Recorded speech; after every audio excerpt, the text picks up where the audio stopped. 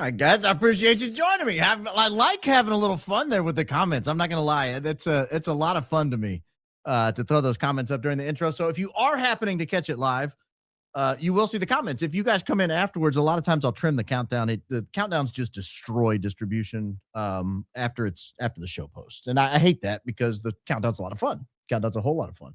But that's why people ask me all the time in the comments, where'd you do with the intro? Well, that's why. It just destroys the distribution of the show when you leave the countdown in it. Guys, we have a big show lined up for you today. I don't want to say it's going to get weird, but it's going to be a little different probably than normal. But it's something I've been wanting to talk about for a while. This intro, actually, I looked and I had a date on it of April 30th. I was apparently supposed to give this intro on April 30th, and it is May the 6th. So we're a week late. That's okay. That's okay. Fear not. Fear not. I am also going to address what some of what Candace said on her show today, just a little tiny bit, only because she played a clip, and I'll do it right now. I saw that the clip she played, I recognized some of the attire in the clip, and I was stunned, ladies and gentlemen. I had not seen this before. Would you look at his hoodie? That is an Adidas hoodie, ladies and gentlemen. I thought I had patented that. Apparently, my filing got lost. I had no idea. But guys, welcome in. We're going to have a good time. We're going to talk about the ballroom a little bit. I've been wanting to get to this. I keep kicking it to the end, and I never get an opportunity to get it. So finally, I said, we're going to do it today. I don't care what else is going on. And we're going to make it happen. There's a lot of other things we could have talked about, but I absolutely want to get through this. But we're also going to talk a little bit about, does the global data center push and the pending UFO disclosure, is there a connection between or among all three of these things? I think there is, and I want to talk about that today. So it's gonna be a fun show. It's gonna be a little different. It's gonna be a little weird at times. If I can find my opening, I will pull it up. There it is, right there. I lost it, ladies and gentlemen. Don't know where I put it. But I'm going to jump right into it. I have not done an opening for a couple of shows. I catch a lot of guff in the comments when I don't do an opening. Sorry, serious business. Things happen. But today, take heart. We have an opening, and it's a lot of fun. It's a cool project. It's a cool military project that I think has a lot of application for what's going on under the White House. So I will give you this opening statement here in mere moments. Are you buckled up? Are you ready? This is a fun story. And it might have something to do with, well, I'll let you guys make your own conclusions, because this is your opening statement. Excuse me.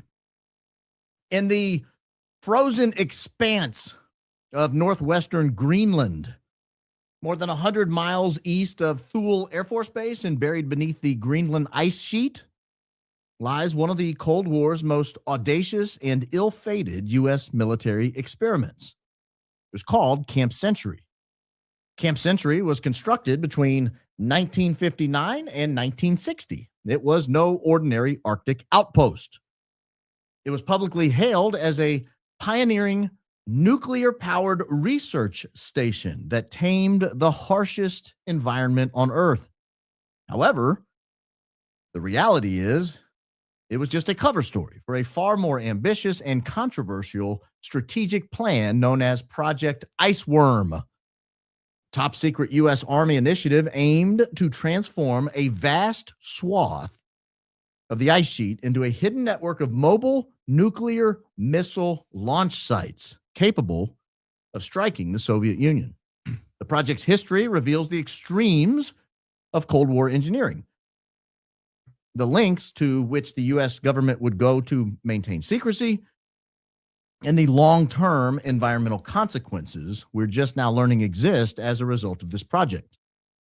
Camp Century was abandoned over half a century ago. Nevertheless, Camp Century's legacy endures. It is both a symbol of nuclear-era hubris and a cautionary tale about humanity's fragile relationship with the planet's polar regions.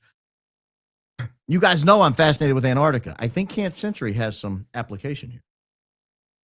Camp Century began in the tense Cold War atmosphere of the late 1950s.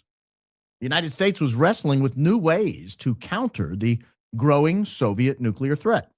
In 1951, Defense of Greenland Agreement, which granted the U.S. access to military facilities on the Danish territory, gave U.S. Army planners the Greenland ice sheet as a potential strategic asset. Its remoteness, proximity to Soviet targets just across the Arctic, and the supposed stability of the ice sheet made it an attractive location for a survivable second strike capability. In May 1959, U.S. Army officers scouted the site. Construction fell to the U.S. Army Corps of Engineers, who employed an innovative cut and cover technique. Massive Swiss-built rotary snow tillers carved deep trenches in the densely compacted snow and ice. These trenches were then roofed with arched steel sections and buried under layers of snow and ice. This created a self-insulating network of tunnels.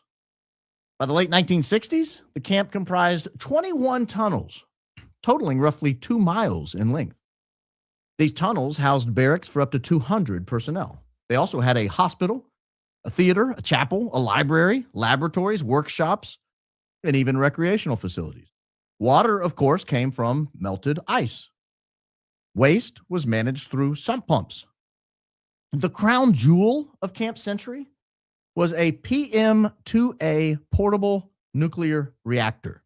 It was a compact 2-megawatt unit designed specifically for the Army. The PM-2A was shipped in pieces and assembled on site. It provided reliable power from 1960 to 1963. Life at the camp was surprisingly comfortable for what was an underground Arctic base. Soldiers enjoyed hot showers. They could watch movies and perform scientific work. They even engaged in early ice core drilling. This yielded climate science data spanning an alleged 100,000 years. Unfortunately, however, the ice proved less stable than the Army anticipated.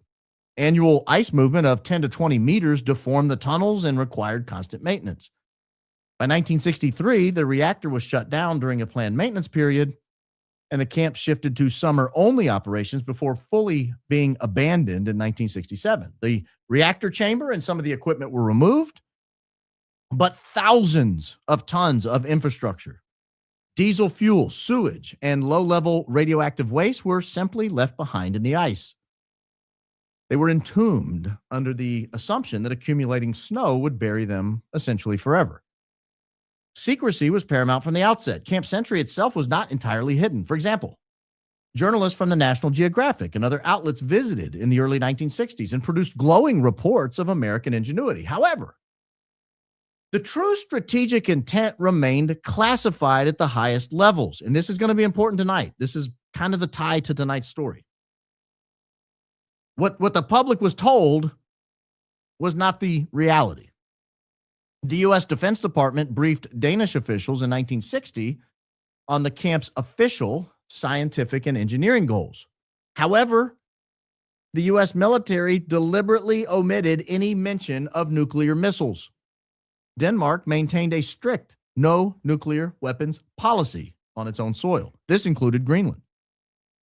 The Army exploited ambiguities in the 1951 agreement and the post-World War II defense relationship to proceed without full disclosure. In other words, we lied to Greenland. Even many soldiers stationed there were unaware of the larger plan. Only the most senior officers knew that the camp served as a proof of concept for something far larger.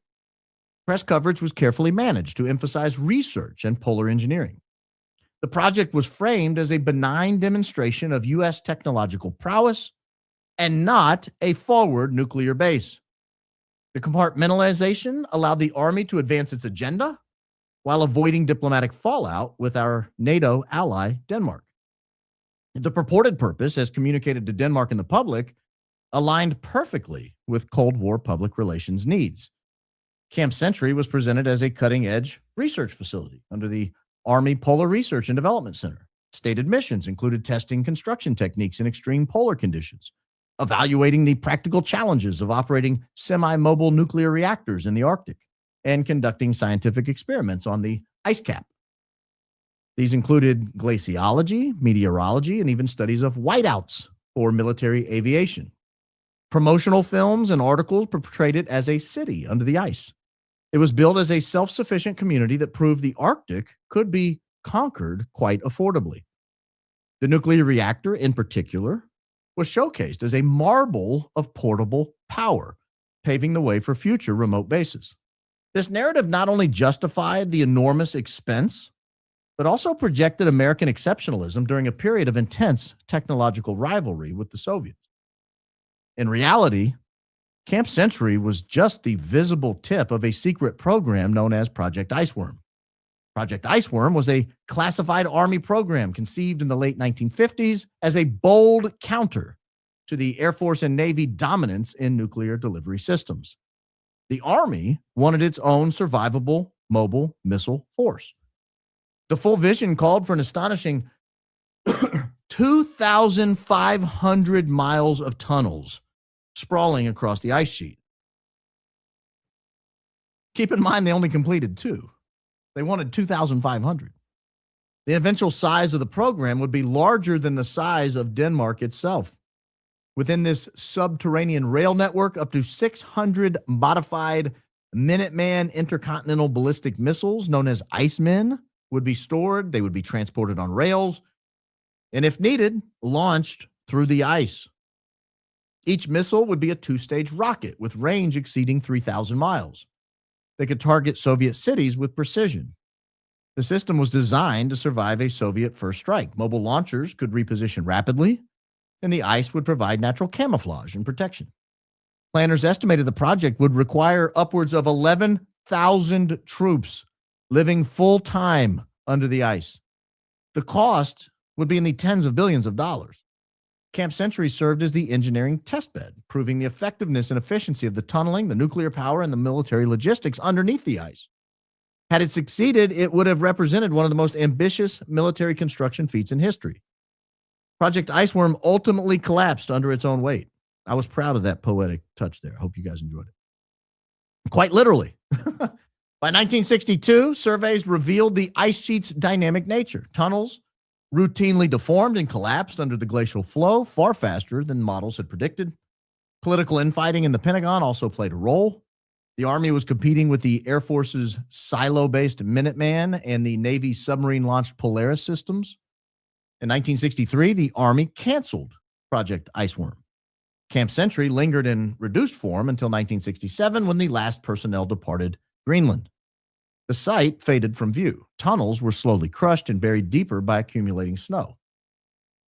The full story of Camp Century and Project Iceworm remained hidden for decades. Camp Century's existence was public knowledge, but Project Iceworm's missile ambitions were very much not public knowledge. They were, in fact, classified. Discovery came in the mid-1990s as renewed scrutiny of U.S. nuclear activities in Greenland uncovered the true purpose of the program. A 1995 Danish parliamentary inquiry into nuclear weapons storage was sparked by revelations about a B-52 crash near Thule Air Force Base in 1968. This prompted the Danish Institute of International Affairs to examine declassified documents, and, as expected in 1997, researchers uncovered Army reports detailing the scope of Project Iceworm. The revelations stunned Danish and Greenlandic officials. They had never been informed of the nuclear missile component of the program. This, of course, triggered a minor diplomatic crisis. Camp Century's legacy today is mostly environmental as much as historical. When abandoned, roughly 9,200 tons of physical debris, 50,000 gallons of diesel fuel, 6 million gallons of raw, untreated sewage, PCBs, and low-level radioactive coolant from the reactor were left in unlined sumps. Planners assumed perpetual snowfall would entomb the waste basically indefinitely. However, a 2016 study by glaciologists warned that the ice cap was melting and could expose contaminants in the coming decades and potentially release the toxins into the Arctic ecosystem and coastal waters. Denmark has established ongoing ice sheet monitoring. Debates continue over the responsibility for any future cleanup. Camp Century and Project Iceworm began as a secret bid for nuclear supremacy. They ended in abandonment and a thawing environmental disaster. And that is your opening statement. I hope you enjoyed it as much as I did. I'm fascinated by Project Iceworm for several reasons. Um, one is the obvious. Your government routinely lies to you, and that's kind of the theme tonight. That's going to be a recurring theme tonight. The government routinely lies to you. Everything you're told is basically not true. Now, we could talk about, I actually had a half a show prepared on the hantavirus outbreak on the cruise ship and whether or not that was your government lying to you. There are, after all, 13 vaccines in development for a virus that causes basically 1 to 2 deaths per year on average. Makes you wonder, why are people so fascinated with the hantavirus and getting a vaccine for it? And what would be the possibility? In fact, Gene Hackman and his wife recently died of the hantavirus, a virus that, again, almost kills nobody. Were they test subjects? We don't know. We don't know. So we could go that route. We could go the route of what's really going on in Antarctica. Is it similar to Project Iceworm? Is it similar to Project Camp Century? Because something's going on down there. There's too many illegalities with trying to travel down there. We could go that route and talk about whether the government's lying to you. Are they lying to you about what's in the Grand Canyon? You're not allowed to visit certain parts of it. Why? It's a public park. Why can't we go over there? There's lots of places where we find out the government routinely lies to us. They just don't tell us the truth. Are they lying to us about Charlie Kirk? Who killed Charlie Kirk? How and why? Again, good question.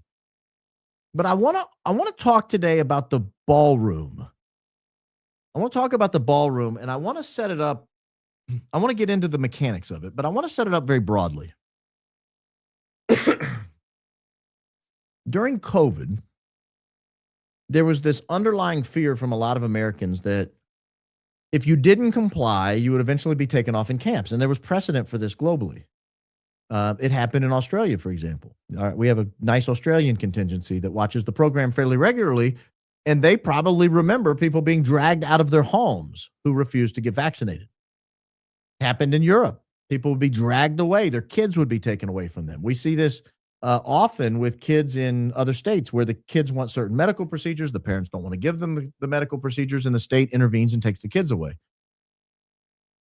And there's this perpetual idea that eventually certain people would be put in camps. It's happened here in the U.S. already in the 1940s. There were essentially concentration camps all along the West Coast where they put Japanese Americans in concentration camps. People who were here legally, but they weren't sure what to do with them during World War II, so they just put them in concentration camps. And believe it or not, the Supreme Court ruled on that, whether or not that was legal. They ruled it was, and that has never been overturned at the Supreme Court level.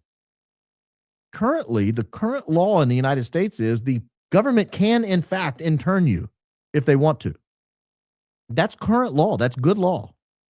Can't remember the name of the case. Korematsu, I think, or something like that. Korematsu versus the United States. That's good law. Like, at current, that is the stare decisis law of the United States, of the Supreme Court. The problem that I think is being addressed by the ballroom and the data centers and others is, over the last several years, we've realized that once you get a certain amount of people involved, you no longer can just intern all these people.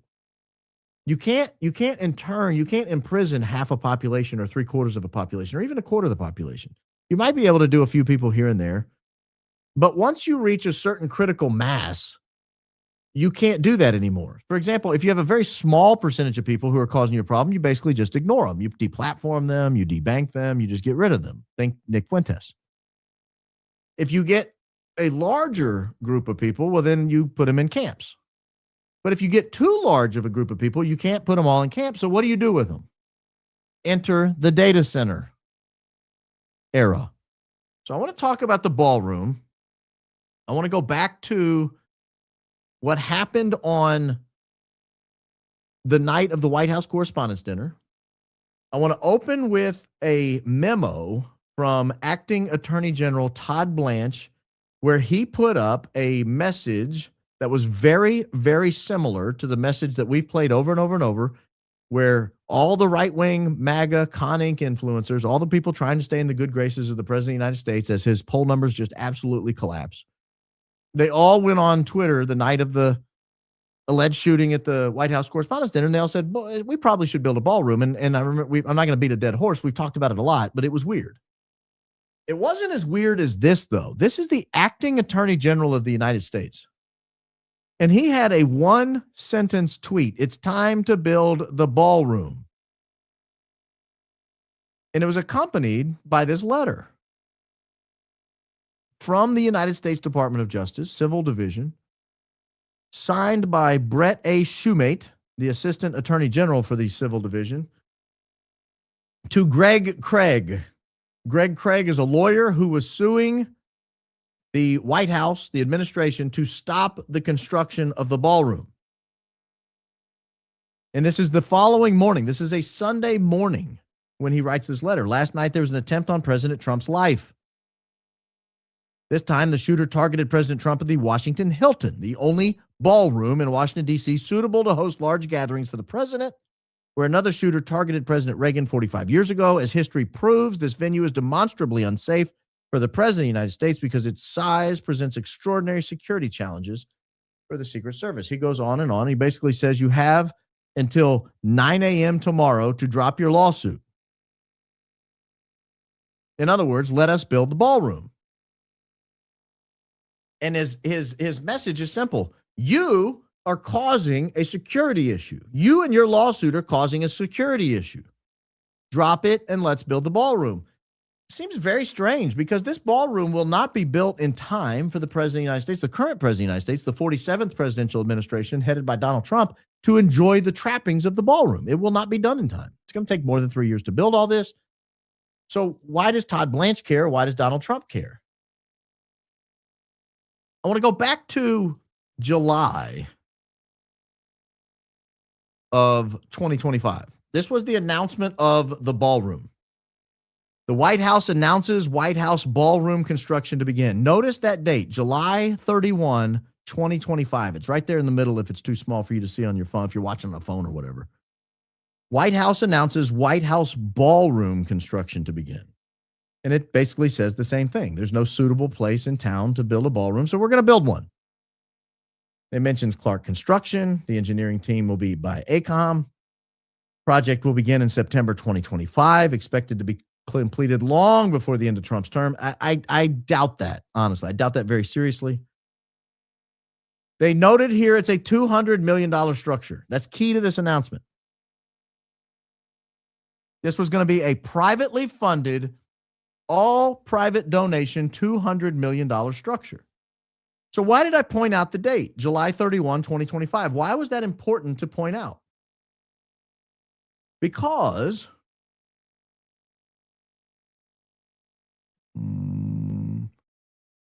just a couple of days before that, just 2 days before that, the president put out this executive order, July 23, 2025, accelerating federal permitting of data center infrastructure. By the authority vested in me as the president, by the Constitution and the laws of the United States, is hereby ordered. And he goes in, he says, we are inaugurating a golden age for American manufacturing and technological dominance. Bold, large-scale industrial plans to vault the United States further into the lead. These plans include artificial data centers and infrastructure that powers them, high-voltage transmission lines and other equipment. A priority of my administration to facilitate the rapid and efficient build-out of this infrastructure by easing federal regulatory burdens. In other words, on July 23, Donald Trump says, we're going to build data centers, whether you like it or not, whether there's demand for it, whether you want it, they're coming to a neighborhood near you. And then 2 days later, he says, oh, and we're building a ballroom. Oh, and it'll be privately funded. So don't worry about what's going inside of it. Don't worry about it. We'll take care of it. Trust us, bro. It's the trust me, bro method of construction, federal construction projects. Trust me, bro. We're good. We don't need your input. I guess it was July 31. It was 8 days later. I got the date wrong. So July 23, federal order. We're accelerating data center infrastructure, July 31. Oh, and we're building a ballroom. Well, what's going on in the ballroom? What's going on under the ballroom? This is where we got information on what was going on under the ballroom. And I want to give a shout out to a YouTuber here who's been doing a stellar job. I mean, a bang up job on this ballroom. Her name is Audrey, and she goes by the Dre Dossier. This is a brief clip of a podcast she put out a week or two ago about the ballroom. She's traveling, so this is not her normal podcast setup, but bear with her here as she's dealing with what appears to be some audio and lighting issues. It's still really good information. But here's how she describes the purpose of the ballroom. That Trump was on Air Force One telling a pool of reporters that the military is building a massive complex under the ballroom, and that's under construction, and we're doing very well. So we're ahead of schedule. It's part of it. And the ballroom essentially becomes a shed for what's being built under the military. The ballroom essentially became a shed for what's being built underneath. You know, because he said the military was building some big complex underneath the ballroom. I mean, those were his words, and that the ballroom was the shed for that military complex. So that's what I'd like to explore with you guys today. And explore she did. And this is a great podcast. I encourage you to watch it. I don't want to just sit here and play the whole thing. I've played portions of her podcast on the member show. If you're a member, you might have seen those. If you're not a member, it's a good pitch to join the member show because we do cover weird stuff. This is kind of have a member show feel in the sense that it's a little weird, but there's something happened. The ballroom was going along. The East Wing was completely demolished because if you want to build something underneath the ballroom, you have to get access to what's underneath the ballroom, meaning there was an East Wing sitting on top of the ground. And they could not build under the ground. They couldn't improve on what was already under the ground and build it out unless they were able to get access to it. So they had to knock down the existing East Wing. This is the First Lady's offices. This is the Vice President. This is like, so there's a bunch of stuff going on in the East Wing. There's nothing going on over there anymore. They destroyed it. They just started knocking it down one day. They didn't announce it. They didn't tell anybody. Just people walk by and they're like, why is the White House being knocked down? It's kind of weird, right? And not White House is an iconic building. We don't normally think of it just being destroyed in the middle of the night, but there was the White House being destroyed in the middle of the night. It ought to alert you that there's something incredibly secretive going on, that you would go through this measure. You wouldn't run it through Congress. You wouldn't run it through the normal agencies. You would just knock down parts of the White House. And so there was a lawsuit. And the lawsuit was instituted by a place called the National Trust for Historic Preservation in the United States. Somebody was walking by. This is the story. I don't know if it's true or not, but somebody says they were walking by and they saw the White House being torn down and stuff being built, and they filed a lawsuit. And they filed a lawsuit saying, stop what's going on and let's get a handle on this. We need to know what's happening. The public deserve to know what's going on with our historic buildings. The judge sided with them. The judge said, fine, put a temporary hold on it. Let's see what's happening. And this is the appeal. This is the appeal from that lawsuit. And the judge basically says, okay, we understand what's happening here. This is the ruling that's under review. The ruling issued by Judge Leon, a memorandum opinion accompanying order from March 31, 2026. It granted the plaintiff's motion for a preliminary injunction. That's really the only important part. There's a whole bunch of other stuff to it, but it doesn't really matter. The judge granted the preliminary injunction. The judge stopped it. The judge said, you can't go any further. You cannot keep building this. Well, wouldn't you know it, the appellate court then stays the order and says, fine, you may keep building, because that's what happens in courts. Judges issue orders. Courts come behind them, set aside the orders. They stay the orders. They allow the building to continue. Life goes on. There's something very important to the timing of this, though. The building was halted on March 31. The building was halted on March 31. That's when the judge said you can't keep building. Notice this was filed on April 3rd. This appeal was filed on April 3rd. What happened in the United States between March 31 and April 3? This is critical to understanding just how important this project is to the President of the United States. This is what was happening in the United States at that time. Pam Bondi was fired on April 2nd. After reporting from the Wall Street Journal, President Donald Trump used 4 words to signal the end of her time in office as the two were driven together to attend oral arguments in a birthright citizenship case. I think it's time, he told her. The date was April Fool's Day, and Bondi apparently did not take the remark as seriously as she might have. The following day, April 2, she was formally dismissed. So March 31, the judge says, you've got to stop building the ballroom. The administration freaks out. They were not expecting that development. They'd already knocked down the east wing of the White House. What's the point? What are you stopping at this point? April 2, the next day, Trump goes to her and says, I think it's time for you to leave. She doesn't get the hint. She doesn't resign. So the next day he fires her. That's April 2. April 3, they file the appeal. Now, who is named the acting attorney general to replace Pam Bondi? Again, this is key to understanding everything that's going on with this ballroom and how secretive and important this actually is for the Trump administration. What to know about Todd Blanche, Trump's pick for the acting attorney general. Before picking Todd Blanche to help lead and now run the Justice Department, President Donald Trump was his client. Wait, what?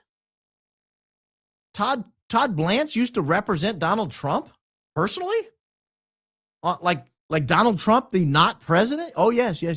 Blanche, whom Trump elevated Thursday from deputy attorney general to acting U.S. attorney general, rose to prominence representing the president in criminal cases that consumed the 4 years between his first and second terms.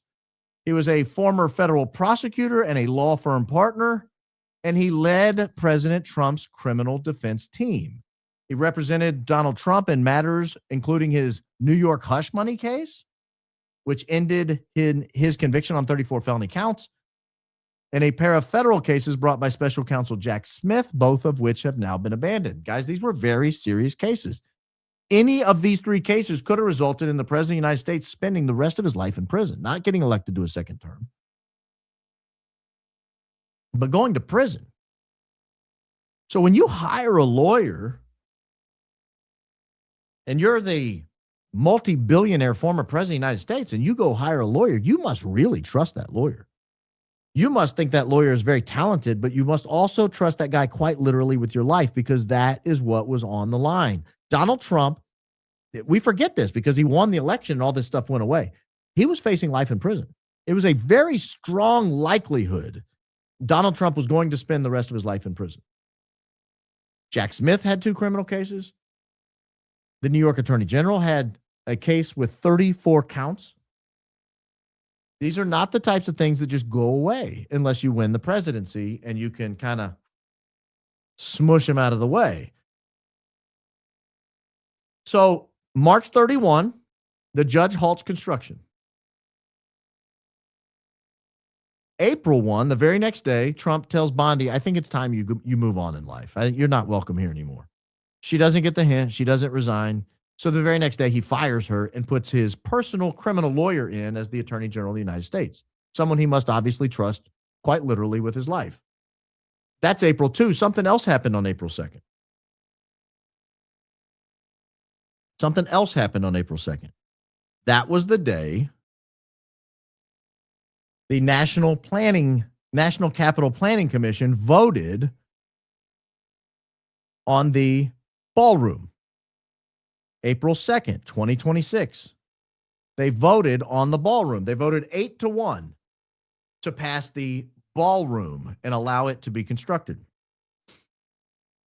So there's a lot of moving parts here in a very compact period of time. I think it cost Pam Bondi her job. I think the judge issuing the injunction stopping the ballroom progress, that cost Pam Bondi her job, because Donald Trump at that point said, nope, you're not the person we need for this. We need somebody I trust with my life. He brings in Blanche.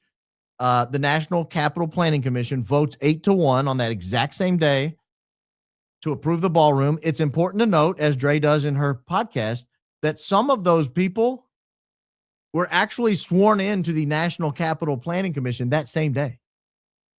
Like, they get sworn in. I do solemnly swear, yada, yada. Okay, now would you like to vote on this? Yes. They didn't read. I mean, they didn't have time to read it. They had no idea what they were voting on. They just knew that I'm here to vote yes on that. That's why I'm being appointed. These types of boards exist, guys. These types of boards exist. Now,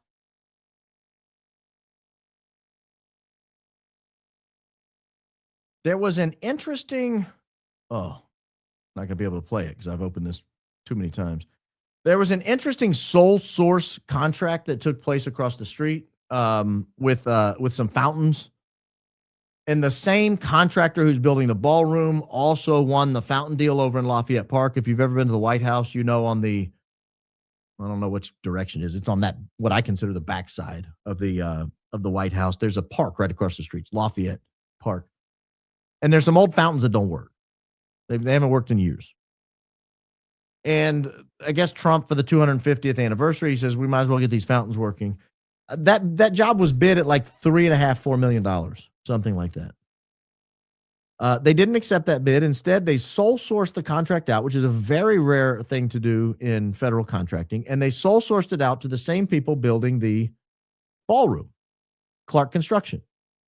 But they didn't sole source it out for $3 or $4 million, which is what the other company was willing to do it for. Instead, they sole sourced it out for close to $18 million. And because it's a sole source, the price could rise. And so you get the idea that there's more going on with the water in Lafayette Park, and they couldn't just trust some other company to install what they needed to on that side of the White House.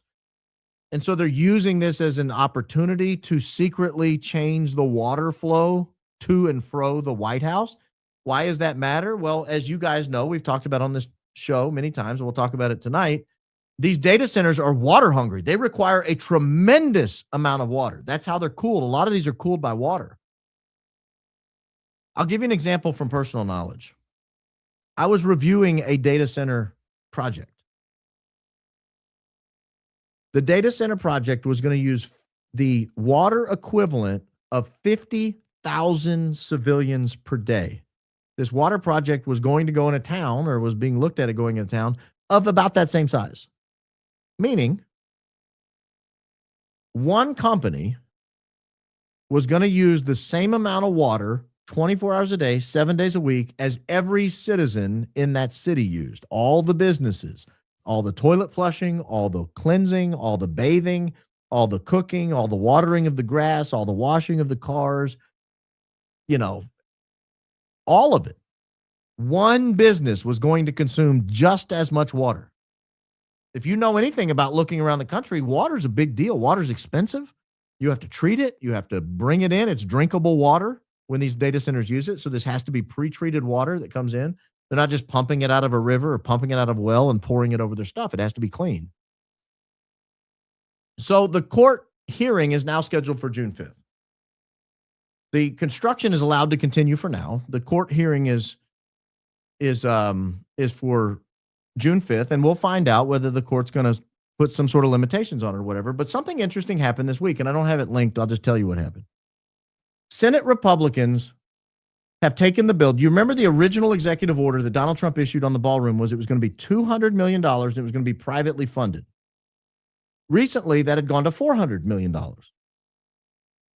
Don't understand what the difference is, but it was going to be $400, still privately funded. Senate Republicans filed a bill this week that upped the price, that upped the contribution from $400 million of privately funded money to basically $1,000 million, $1 billion. When we say $1 billion, it doesn't sound like as much as $400 million because 400 is bigger than one. It's $1,000 million that the Senate is going to give them, $1 billion to build this ballroom. So no longer is it privately funded. It's now going to be publicly funded. It's now going to be 5 times the original cost. So here are my questions about this. This is the questions I have between now and June 5th. what is going to be exposed in this litigation? What are we going to find out about this project? Because it's not just a ballroom. That much is clear. Donald Trump is not doing all this to have a small room where people can gather and do the White House Correspondents' Dinner. That he did not knock down the east wing of the White House for a White House Correspondents' Dinner he hasn't attended in 11 years. So what are we going to find out in this litigation is going on over there? Second question is, what limits are they going to place on the construction? Is the court going to impose any limits? Is the United States Senate or the United States House, are they going to impose any limits on it? And third, and this is probably the most important part, because this is why they were so panicked about getting this lawsuit dropped. This is why the public push from Todd Blanche saying, let's build the ballroom. This is why Andrew Colvett and every other MAGA Inc. and Con Inc. podcaster and political personality in America went to Twitter in the wake of what could have been a national tragedy, a presidential assassination attempt. They all went saying, it's time to build a ballroom. It's time to build a ballroom. It's time to build a ballroom. Well, what they were scared of is they don't want this thing to go to court. There's something happening that they don't want the court to find out about underneath this ballroom. They want to do it in quiet. They want to do it in the dark. They don't want you to find out about it. So the question is, what legal precedent is going to survive this litigation? And that's an important question. Here's what I think's happening under there. I do think they're building a data center underneath there. If you look at all the contracting records, if you look at all the news releases, if you look at all the people donating to this project, it is a data center. If you don't believe me, go watch the Dre Dossier podcast about it. She does a good job of pointing it all out. I don't want to sit here and play her whole thing. I just don't have time. But she does a very good job, a very compelling job saying this is, in fact, a data center. That's what they're building under here. Why are we building a data center under the White House? What is that? What is the purpose of that? I want to show you an interactive map. I've got two different maps I want to show you real quick. This is an interactive map of current operating and planned data centers in the United States. Current and planned data centers in the United States. Look at this map. The blue dots are current data centers currently operating. So if you zoom in, for example, on Tennessee, we have one here in Nashville. We have one in East Nasty down there.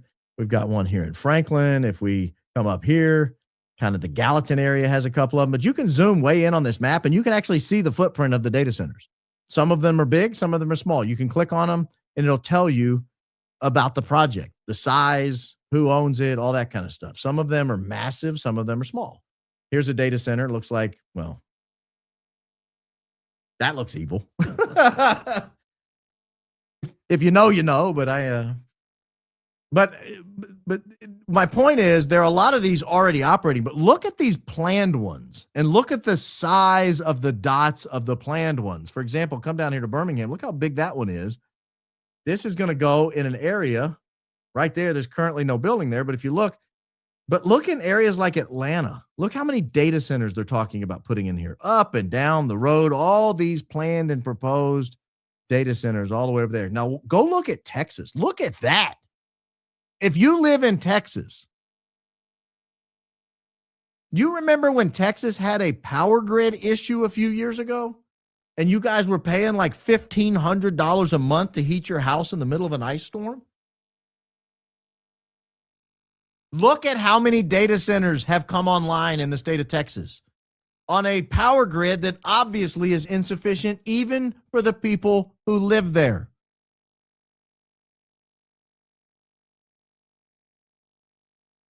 And look how many are coming in the future. Look at how many are planned around Austin, San Antonio, all these in Dallas. Dallas just looks like a data center. That's all it is. It's just Dallas. The D in Dallas now stands for data center. Come out to California. You guys have any water issues in California? You have any power issues in California? Look how many data centers. Look at Phoenix. What do we know that doesn't exist in Phoenix? Water. It's a desert. It's a kitty litter box. But look how many data centers they have there. This is just current and planned data centers around the country. Look at Chicago. Look at how many are planned and already operating in the Chicago area. And then up and down the East Coast, obviously Washington, D.C. is just crawling with these things. Look at how many there are. dozens of them already operational and more coming. Well, the reason I raise that issue is somebody has to pay for all these. And I don't mean the construction, I mean the operation of them. And the person who's going to pay for them is you, the consumer of water and the consumer of power, because these data centers are fighting you for water and power. They have to cool them with water, most of them. Some of them have other cooling options, but most of them are cooled with water. And they have to power them. They'll either grab power directly off of the power lines and funnel it in there, in which case your house is competing with them for power, or they will run turbines. There are a zillion videos on YouTube of people who live near, sometimes a mile or two away from these data centers that are turbine activated, and it's just a constant hum. 24 hours a day, 7 days a week. Because they'll have 6, 8, 10, 15, 20 turbines gas turbines running nonstop.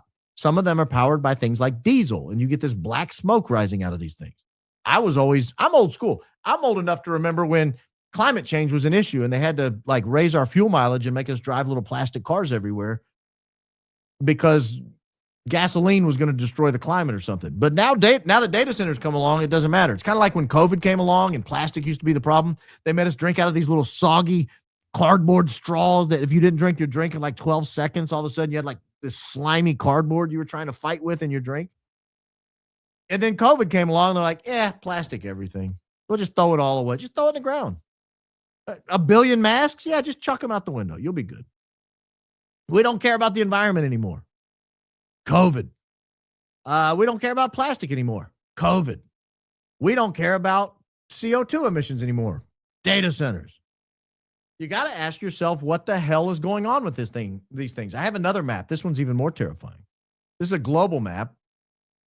I'm going to obey the person here. They found this map and they said if we show it, they want to give a call out to Natural News because Natural News is apparently the one that found this map. But I want to open this up here and show you globally. Look at where the data centers are concentrated. You've got data centers over here in the United States. You see these up and down the place, up and down the coast primarily. Texas has just a tremendous number of them. And then you've got them all over Europe and just a couple in China, not many in China. Just a few in Australia down there. Few here and there in India. So the bulk of the world's data center hassle, the cost, the water consumption, the power consumption is going to be borne by the United States and Western Europe. The rest of the world will piggyback off of it, meaning we will pay for the rest of the world to use this computing capacity. That is the way you interpret this map. Africa, if they want to access computing, they'll only have 4 or 5 data centers, so they're going to be using ours and Europe's. South America, a lot of people in South America. It's not just like 10 people living down there. It's a lot of people down there. Brazil's very crowded. They have 3. Australia has like 5. China, over 1 billion people in China. They've got like 3. India, like you can't turn around in India without bumping into 37 people. They've got like 8 data centers. The United States and Europe, we are the ones who are going to bear the cost of this. And I go back to this and I raise this issue and I say it's more than a cost issue. I start seeing headlines like cars are now going to start reading your eyes and determining whether you're sober, whether you're awake, and if you're not, they're going to shut off. Some of these cars already exist. They're on the highways now, and you're getting these nightmare stories on X of people saying, I was perfectly awake, I was perfectly sober, my car just shut down on the interstate, and I was doing 80. And it just immediately starts shutting down, and cars are coming up behind me and passing me and honking, and they don't understand what's going on, and I can't get off the road, and I'm having all kinds of trouble, and I'm pressing the gas, and my car thinks I've fallen asleep.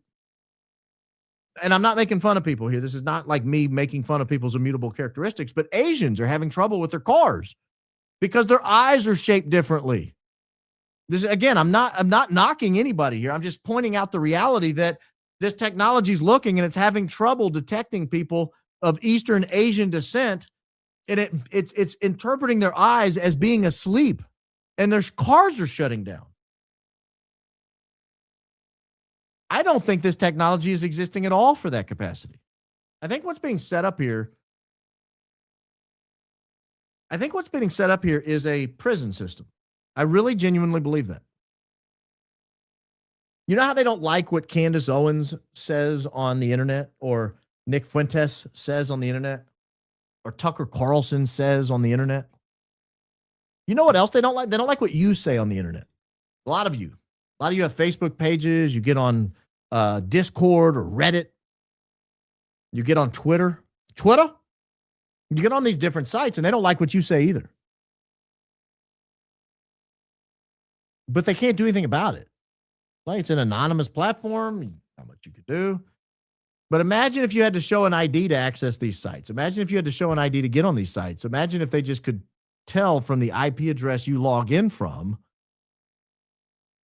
who you were and what you were saying online. And then you go to get in your car and your car won't start. Well, you have to have computing power to pull that off. You can't just guess. You can't just start zapping like, well, I know it's somebody in Manchester, Tennessee is talking, so let's just shut down all the cars in Manchester. It doesn't quite work that way. They would want to be a little more specific. You would want to shut down a particular car. Let's say you go to the bank. Nobody uses cash anymore. Most stores around here don't even take cash. You go to pay with cash. Like, whoa, what is that? What is that paper you're handing me? Get back. Much less if you show up with coins. I don't even know what coins are. You got some 16-year-old who's never actually handled a coin. They certainly don't know how to count them. They're like, oh, they're different sizes and colors. Get them out. Be done with them. You go pay with your card, and guess what? It doesn't work. No groceries for you, sir. No gasoline for you. You said something obnoxious on X. And our computing center has detected it was you, and your card doesn't work, your bank doesn't work, your phone doesn't work anymore. And if you think I'm kidding, this is precisely what they're telling us they want to do. They have told us they want to do this. Some of these tech giants have said, oh, once everybody knows we're watching all the time, compliance will go way up. Once they know we're watching all the time, compliance will go way up. Imagine if they had this technology. Imagine if they had all these data centers in place during COVID. Now, keep in mind, a lot of people think COVID was just a dry run for what's coming. I tend to agree. I don't think COVID was particularly dangerous. A lot of people died, but they died from the protocols, and they died by design. A lot of them died from the injection. Still dying from the injections. But imagine if they had this technology back then. You remember, go back. It was only 6 years ago, 5 years ago. Do you remember people getting on social media and saying, or getting on the media, Fox News, MSNBC, CNN, hosts, famous hosts, people you've watched your whole life, would go on camera and say, anyone who doesn't take this experimental injection, they should die. Wait, what? They should what? They should die. If you get a heart attack, they shouldn't treat you at the hospital. If you show up and you have not had the experimental injection, they should just cart you into the hallway and hope for the best. Take 2 of these and call me in the morning. Give them a glass of water and send them back home. This was a legitimate position in mainstream America. I'm talking major primetime hosts of major television shows, much less some crazy woman at the Publix. And for those of you overseas, a Publix is a regional grocery store around here. Or for those of you on the West Coast who don't know what Publix is. Publix, H-E-B for you people in Texas, Safeway for you people on the West Coast. This was a very mainstream idea. So these data centers would give them instant capacity, instant feedback loop. In other words, these data centers are a prison. They proved during COVID that there was too large of a mass of people to control. You can't imprison all these people. You had people like Joe Rogan. You had people like Tucker Carlson saying, I'm not taking that stuff. And you had tens of millions of people going, I'm not taking that stuff. And so the people threw up their hands like, well, not much we can do for it. Well, it's unfortunate. We'll try to shame them. We'll try to offer them a donut, see if they'll do it for a donut. You remember what was the fat mayor of New York City? Can't think of his name. Had that crazy looking daughter. What was his name? De Blasio. He's sitting there like 9 a.m. eating a triple cheeseburger and fries with his bare hands and no napkin, and like crumbs are falling down on his little fat shirt. And he's like, I'll give you a surprise and a burger if you'll just go take an experimental injection that might kill you. And there were people like, it's a good looking burger. It's juicy. I mean, it looks juicy from here. Lettuce looks crisp. Tomatoes look bright and red, very sweet tomatoes. I bet those pickles are sour. Oh, that's a good looking burger. I might have to go for that. There are a lot of people you can get to do almost anything with a donut, but there are tens of millions of people that not a burger, not a donut, not a lottery ticket, nothing would get them to do this.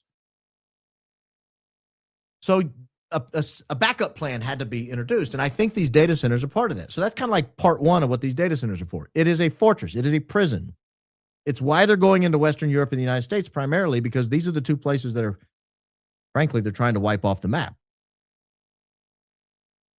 So that's part one of what they're wanting to do with these data centers. But part two of what they're wanting to do with these data centers is put all of you out of work. I challenge you. I'm going to ask you a question. I want you to think very seriously about the answer to this question, because I think it's devastating for most people. What do you do at work that could not be done by a proficient artificial intelligence program? Are you an accountant? A lawyer?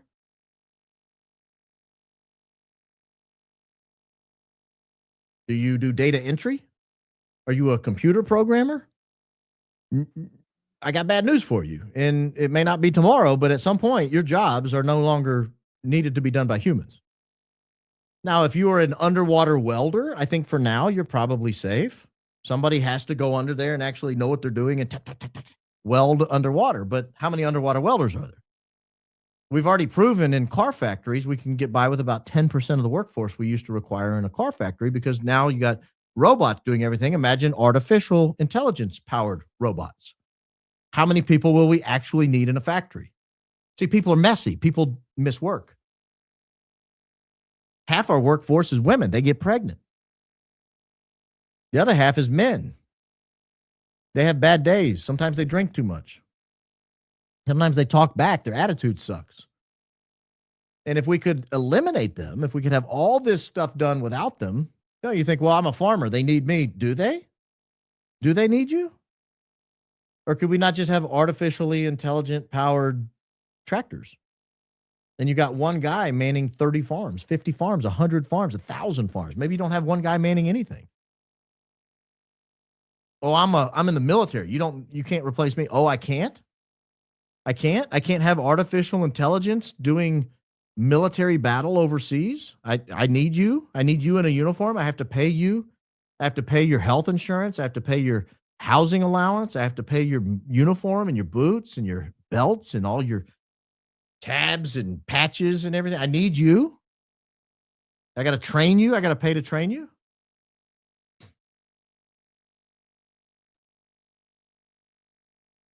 This is more than environmental. The attack on these data centers primarily right now is environmental. People show up to these meetings and they go to the county commission and they go to the state legislature and they go to the city council and they say, please don't put a data center in here because my house won't be worth anything, because nobody's going to buy a house a third of a mile from a data center that hums real loud and spits off diesel smoke 24 hours a day, 7 days a week. And I don't want to live near there either. So please don't build this there. And a lot of times they go, okay, we appreciate it, Mr. Smith. Thank you for speaking. We're passing the legislation. The data center is going to be built. You guys have a nice day. Your house is now basically worthless. This is happening all over the country. And you think, well, I can't afford to just dump a house and go buy another one, so I have to live here. Well, guess what? You don't have water. And your power bill is 4 times as high as it used to be. That's what you get. That's what I get for what? For buying that house 23 years ago. That's what you get for buying a house in a decent middle-class neighborhood. Now you got a data center and your house is worthless.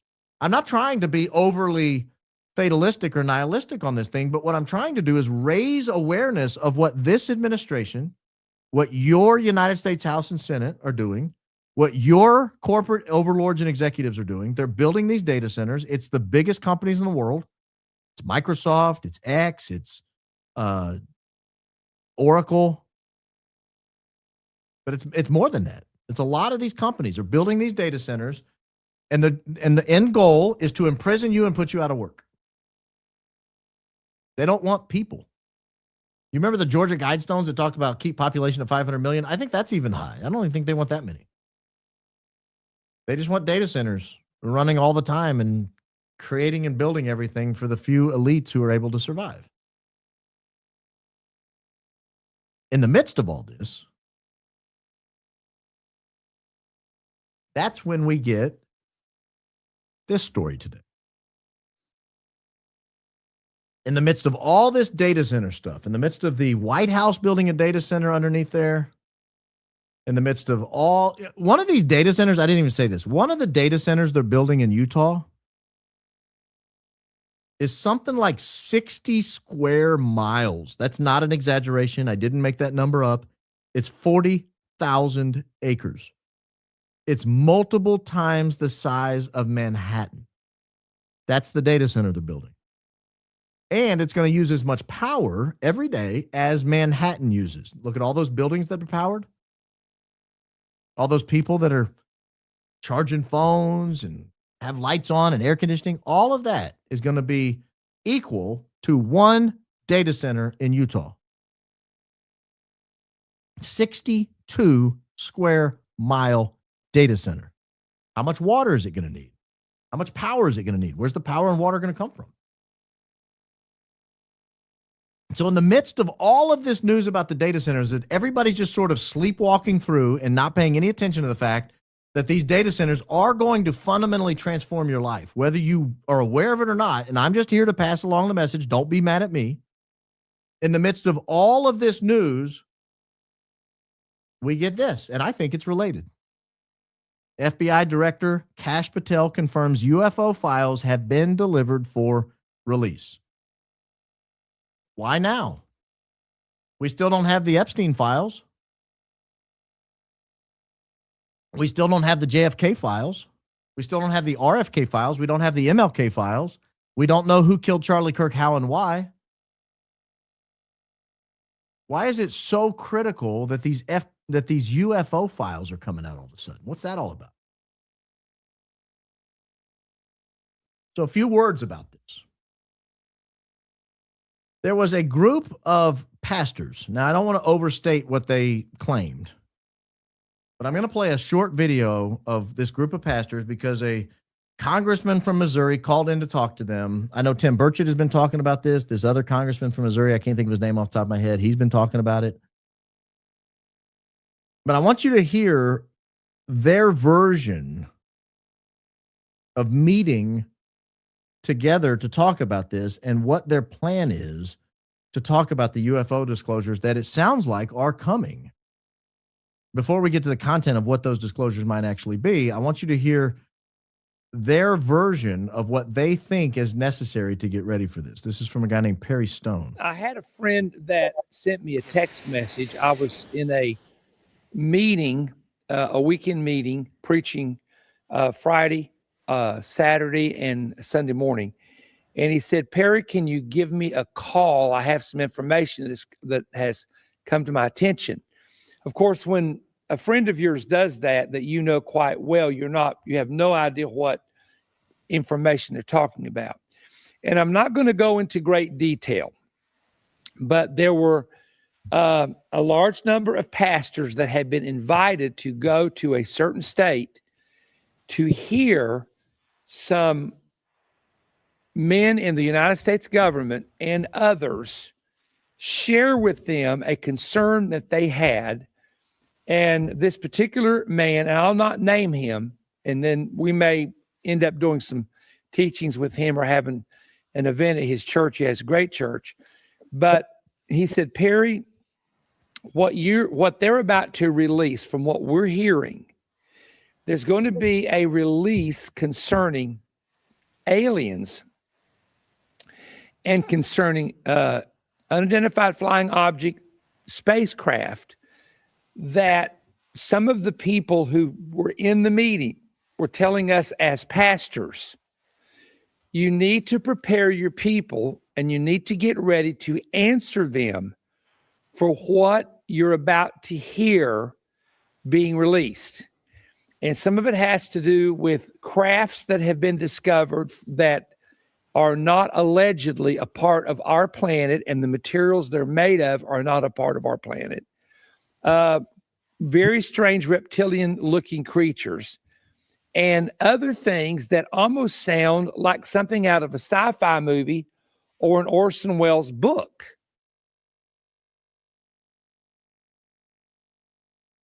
Sci-fi movie or an Orson Welles book. Did you hear the part where he said we have to start preparing our people? Let me just say first out, I believe almost nothing the government says. So I'm not eagerly anticipating this UFO release. They've been lying to us about these crafts, about these beings, the Roswell, people going missing in national parks. They've been lying to us about these things for decades. Why would they all of a sudden, out of the goodness of their heart, say, now's the time we're going to roll out the truth? We think humanity, we didn't believe in the 1950s you were ready for the truth. Through the 1960s and 70s, you were not ready for the truth. Everyone knows you weren't ready for the truth in the 80s. We watched the movie Wall Street. You weren't ready for the truth back then. The 90s was like a drug-fueled crime spree. You weren't ready for the truth back in the 90s. In the post-9/11 era, absolutely not ready for the truth. Not when we're doing multi-front wars in Iraq and Afghanistan for 20 years. No.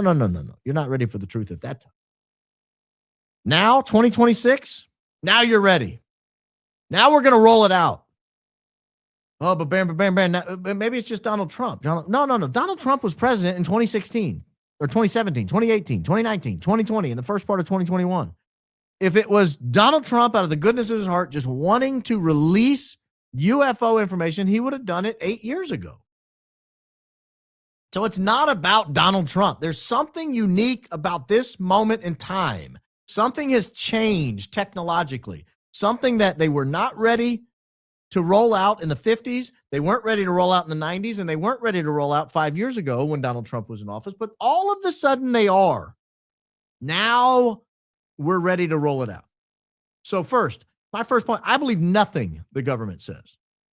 I don't believe the reason they never released it before, and I don't believe the reason they're releasing it now. And nor do I believe necessarily what's going to be included in the release. So why would the government release it now? And more importantly, why would any member of the government think it's necessary to contact church pastors? Why is that the initial instinct? Think of all the positions the government forces down our throat where they don't involve church pastors. And in fact, they look past them. The pro-abortion movement, the pro-death, pro-war movement. All of a sudden, the government cares what church pastors think? Are you kidding me? No, that can't be what it is. This is an op. This is an op. I am coming to you the best I can with the trust I've built up with you over the last several months to tell you I believe this is an op. Because an obvious question has to be asked, why do we believe the government has access to all this extraterrestrial information? Imagine you happen upon an ant mound. I don't know if you guys have them. In the southeastern United States, we have these ant hills. They're called fire ants. And you go to a fire ant hill and you knock it over, and all of a sudden these fire ants just coming out, and they just bite you and sting you all the way up. If you put your leg in it, they'll just bite your feet and your legs, and they'll just keep climbing up your body and bite everything till you get them off you. If you happened upon an ant hill, would you stop and try to communicate with the ants and say, no, hold on, who is your leader? I'd like to talk to the leader. I'm only going to leave my information here with the leader. I'm not going to leave any evidence that I've been here for the rest of you. I'm only talking to the queen ant. I don't even know if there's such a thing. You go to the beehive. Most people know what honeybees are. You go to a beehive. All of a sudden you notice there's all these bees flying around. Do you then say, ho, I don't want to be seen by anybody except the queen bee. That's the only one I'm going to communicate with. I'll leave evidence of my technology behind, but only to the queen bee. Oh. And so I think we have to be immediately suspicious when our government is telling us they hold the key to information that nobody else has access to. Supposedly, what they're going to tell us is there are these crafts, these out of this world technology crafts made out of materials we can't replicate here on Earth. We don't even know what they are. Maybe they have elements we don't have access to. We don't know how they're powered. Maybe we've reverse engineered how they're powered. But nobody else on Earth knows about them except the government of the United States. Come on. That's an op. That is an op.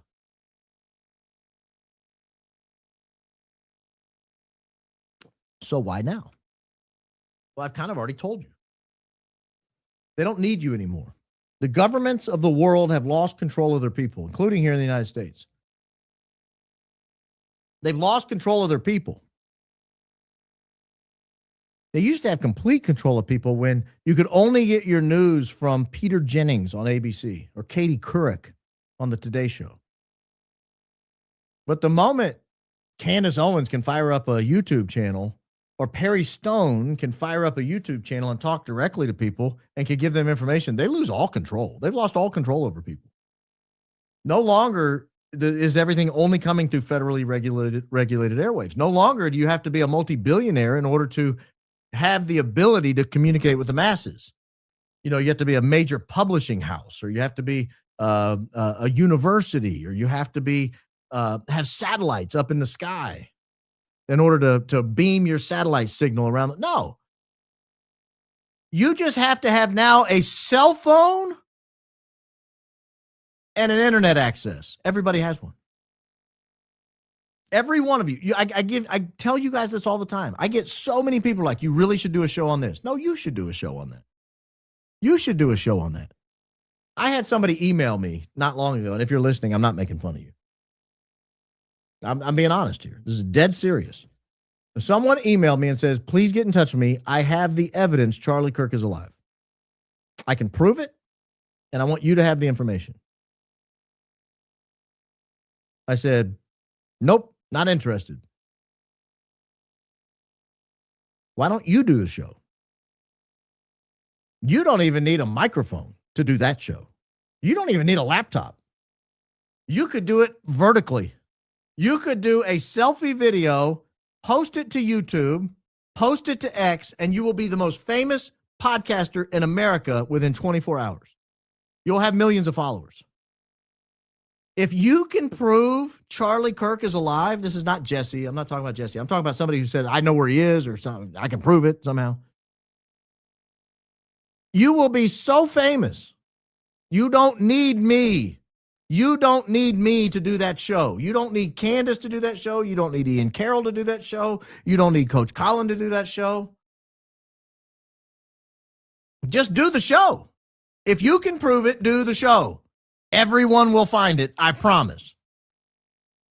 If you put out good content, people watch it. Look at what's happening with Danks and Bays. They've been putting out good content. Look at what happens with Travis on X, Neilo X, or whatever his name is. I still don't know how to pronounce that. I need to figure that out. But he's got like 20,000 followers now. He started with almost none. Why? Because he puts out good research. People want to know about it. People want to follow it. You got a lot of people who are like Dominique. I don't give a Dom. I got on the other day. She had over 100 people watching her show live. You know how many years I broadcasted on YouTube before I had over 100 people watch live? She's doing it on like show 11. If you put out good content, people will find you. And what that does is the United States government has lost control of the messaging.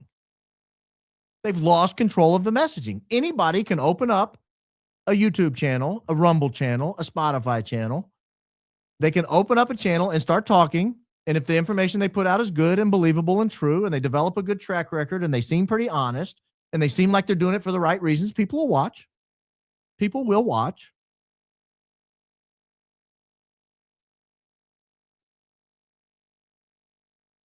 And so now is the time to regain the control. Aliens scare the hell out of everybody. Data centers, technological ability to control everybody. I don't know what they're going to release. I mean, are they going to release some advanced technology? Yeah, probably. Probably.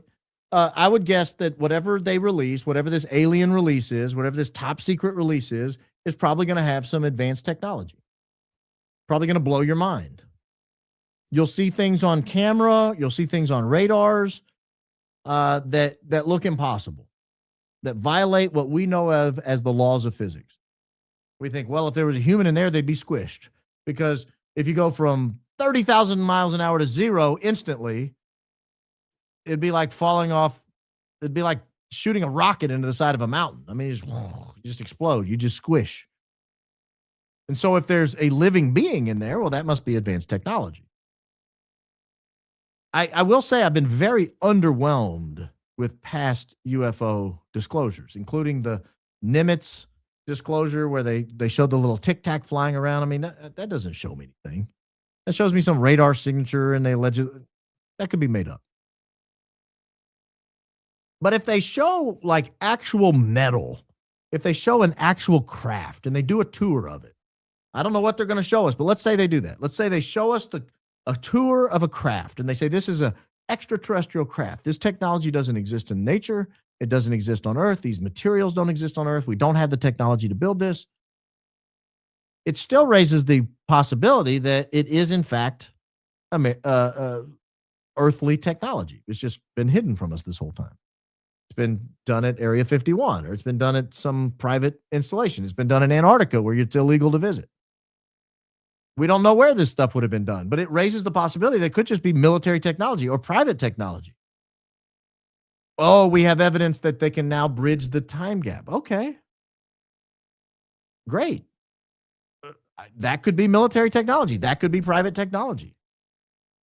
Well, we found a craft here, but it was entombed in rock. It looks like it's very, very old, which means there was intelligent life millions of years ago. Well, okay.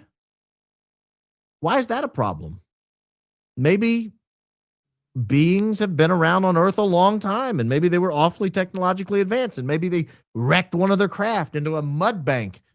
And over a long time, the mud turned to rock.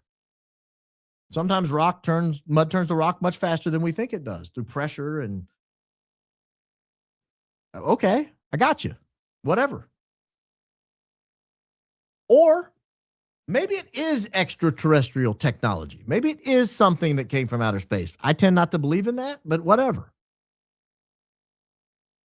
But why now? The now is because they have to control you. That is the only explanation for this. And I know this is kind of a different show than we normally do here. I want to show you something. I've shown this on the members channel, but I want to show it to you here on this show.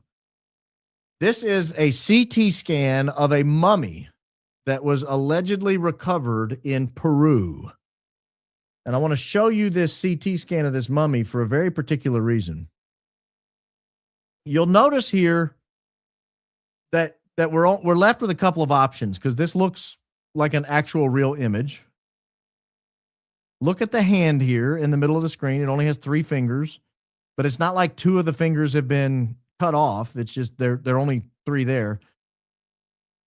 And if we believe this is a real CT scan, and I do, there was an actual mummy that they pulled out. They showed it on camera. They showed it going into the CT machine. Then they showed these images as a result of it. If we believe this is a real image of a real mummy, we're left with a couple of questions. One is it fake? Did somebody fake this image? Did somebody fake this image? Did somebody build this, make a mummy out of it? Well, maybe, except when you look at it, it looks awfully detailed. You have, look at these rib structures. You have tissue in between the ribs. It would be, I think, very difficult for somebody to build this and fake it. You can see the feet there only have 3 extraordinarily long toes, but it is relatively humanoid in the sense that it's bipedal and it's all that. But again, you have this would be very difficult to fake. So it raises the question of, is it real? Well, I don't know if it's real or if it's fake.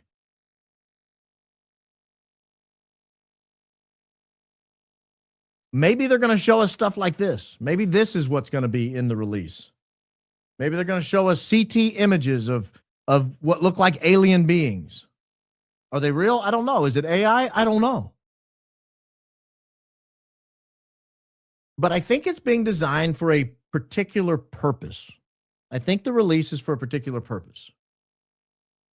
I'm going to show you the response of people who were in this meeting, and I tend to agree with their conclusion of why they think this is being released and what they think the result is intended.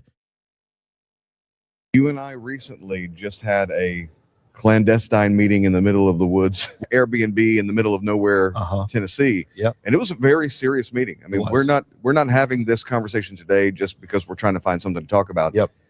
This was some information that filled in some spaces, filled in some holes with people who know what they're talking about. We had to turn our phones on airplane mode. We did. This was a very, I don't want to say confidential, very confidential meeting. It was. So we're going to be in a veiled way, because there's some things we can't disclose. That's right. That we're going to be sharing some things that we learned in the last 24 hours. So It's about, we were approached because of both of our programs. Yes. And some of the prophetic things I've shared and the reams of information you've put out over the several years. They are gearing us up for the great deception that I believe what they're going to release is going to so fit the narrative. They're going to say Jesus was a spirit, enlightened being that came down, however they frame it with their terminology. He came down and he was one of these star people. And they're going to go down this whole avenue and they're going to try to lay over scripture, all of their narrative, which is really demonic in origin. Can you share some of that? yeah, and they're not going to be defamatory. They're not going to attack Christianity. They're going to say, "Oh, you're close." You're close. That is where I think this is headed. That's where I think this is headed. You're close. That's why I thought it was important to share, because these releases are coming. They're going to release something. Kash Patel is readying the release. It's important to note Kash is not a Christian.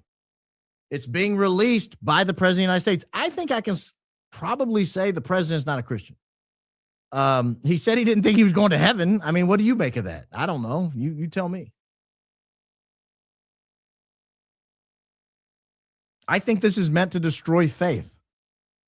This is meant to attack your faith, but in a very oh, no. We're just here to help explain what it is you believe. That's all. We're giving you, we're just spoon feeding you. We want you to be more enlightened. We want you to understand your Christian faith a little better. Jesus was real. But he came from outer space. His message came from outer space. Yeah, but he was real. What they wrote about him, all the things he said, it was true. He just was trying to tell you a better way to live. Now, when they thought he rose from the dead because he was taken back to space, that's why they said he went up in the clouds. Yeah, he went back to space. I think that's where this is headed. This is meant to destroy the Christian faith, the Muslim faith, even non-monotheistic faiths. The whole point of this is to institute, I believe this is where we're headed in society these days. They're wanting complete and total control over you. The last bastion, they can get you with AI. They can put you in prison with your car and your phone and your credit card's not working. They can kind of box you in a little bit with that. They can have AI doing all the jobs they need to do. But to the extent you still believe Jesus exists, you're like me. You don't really have anxiety about all of it. You're still not going to be controlled. I'm not bowing down to you guys. I'm not. I don't care what you show me. I don't care what tech you unveil. I don't care what's in Kash Patel's release. I'm not bowing down to you guys. I'm not bowing down to you. There's one Lord. I follow him.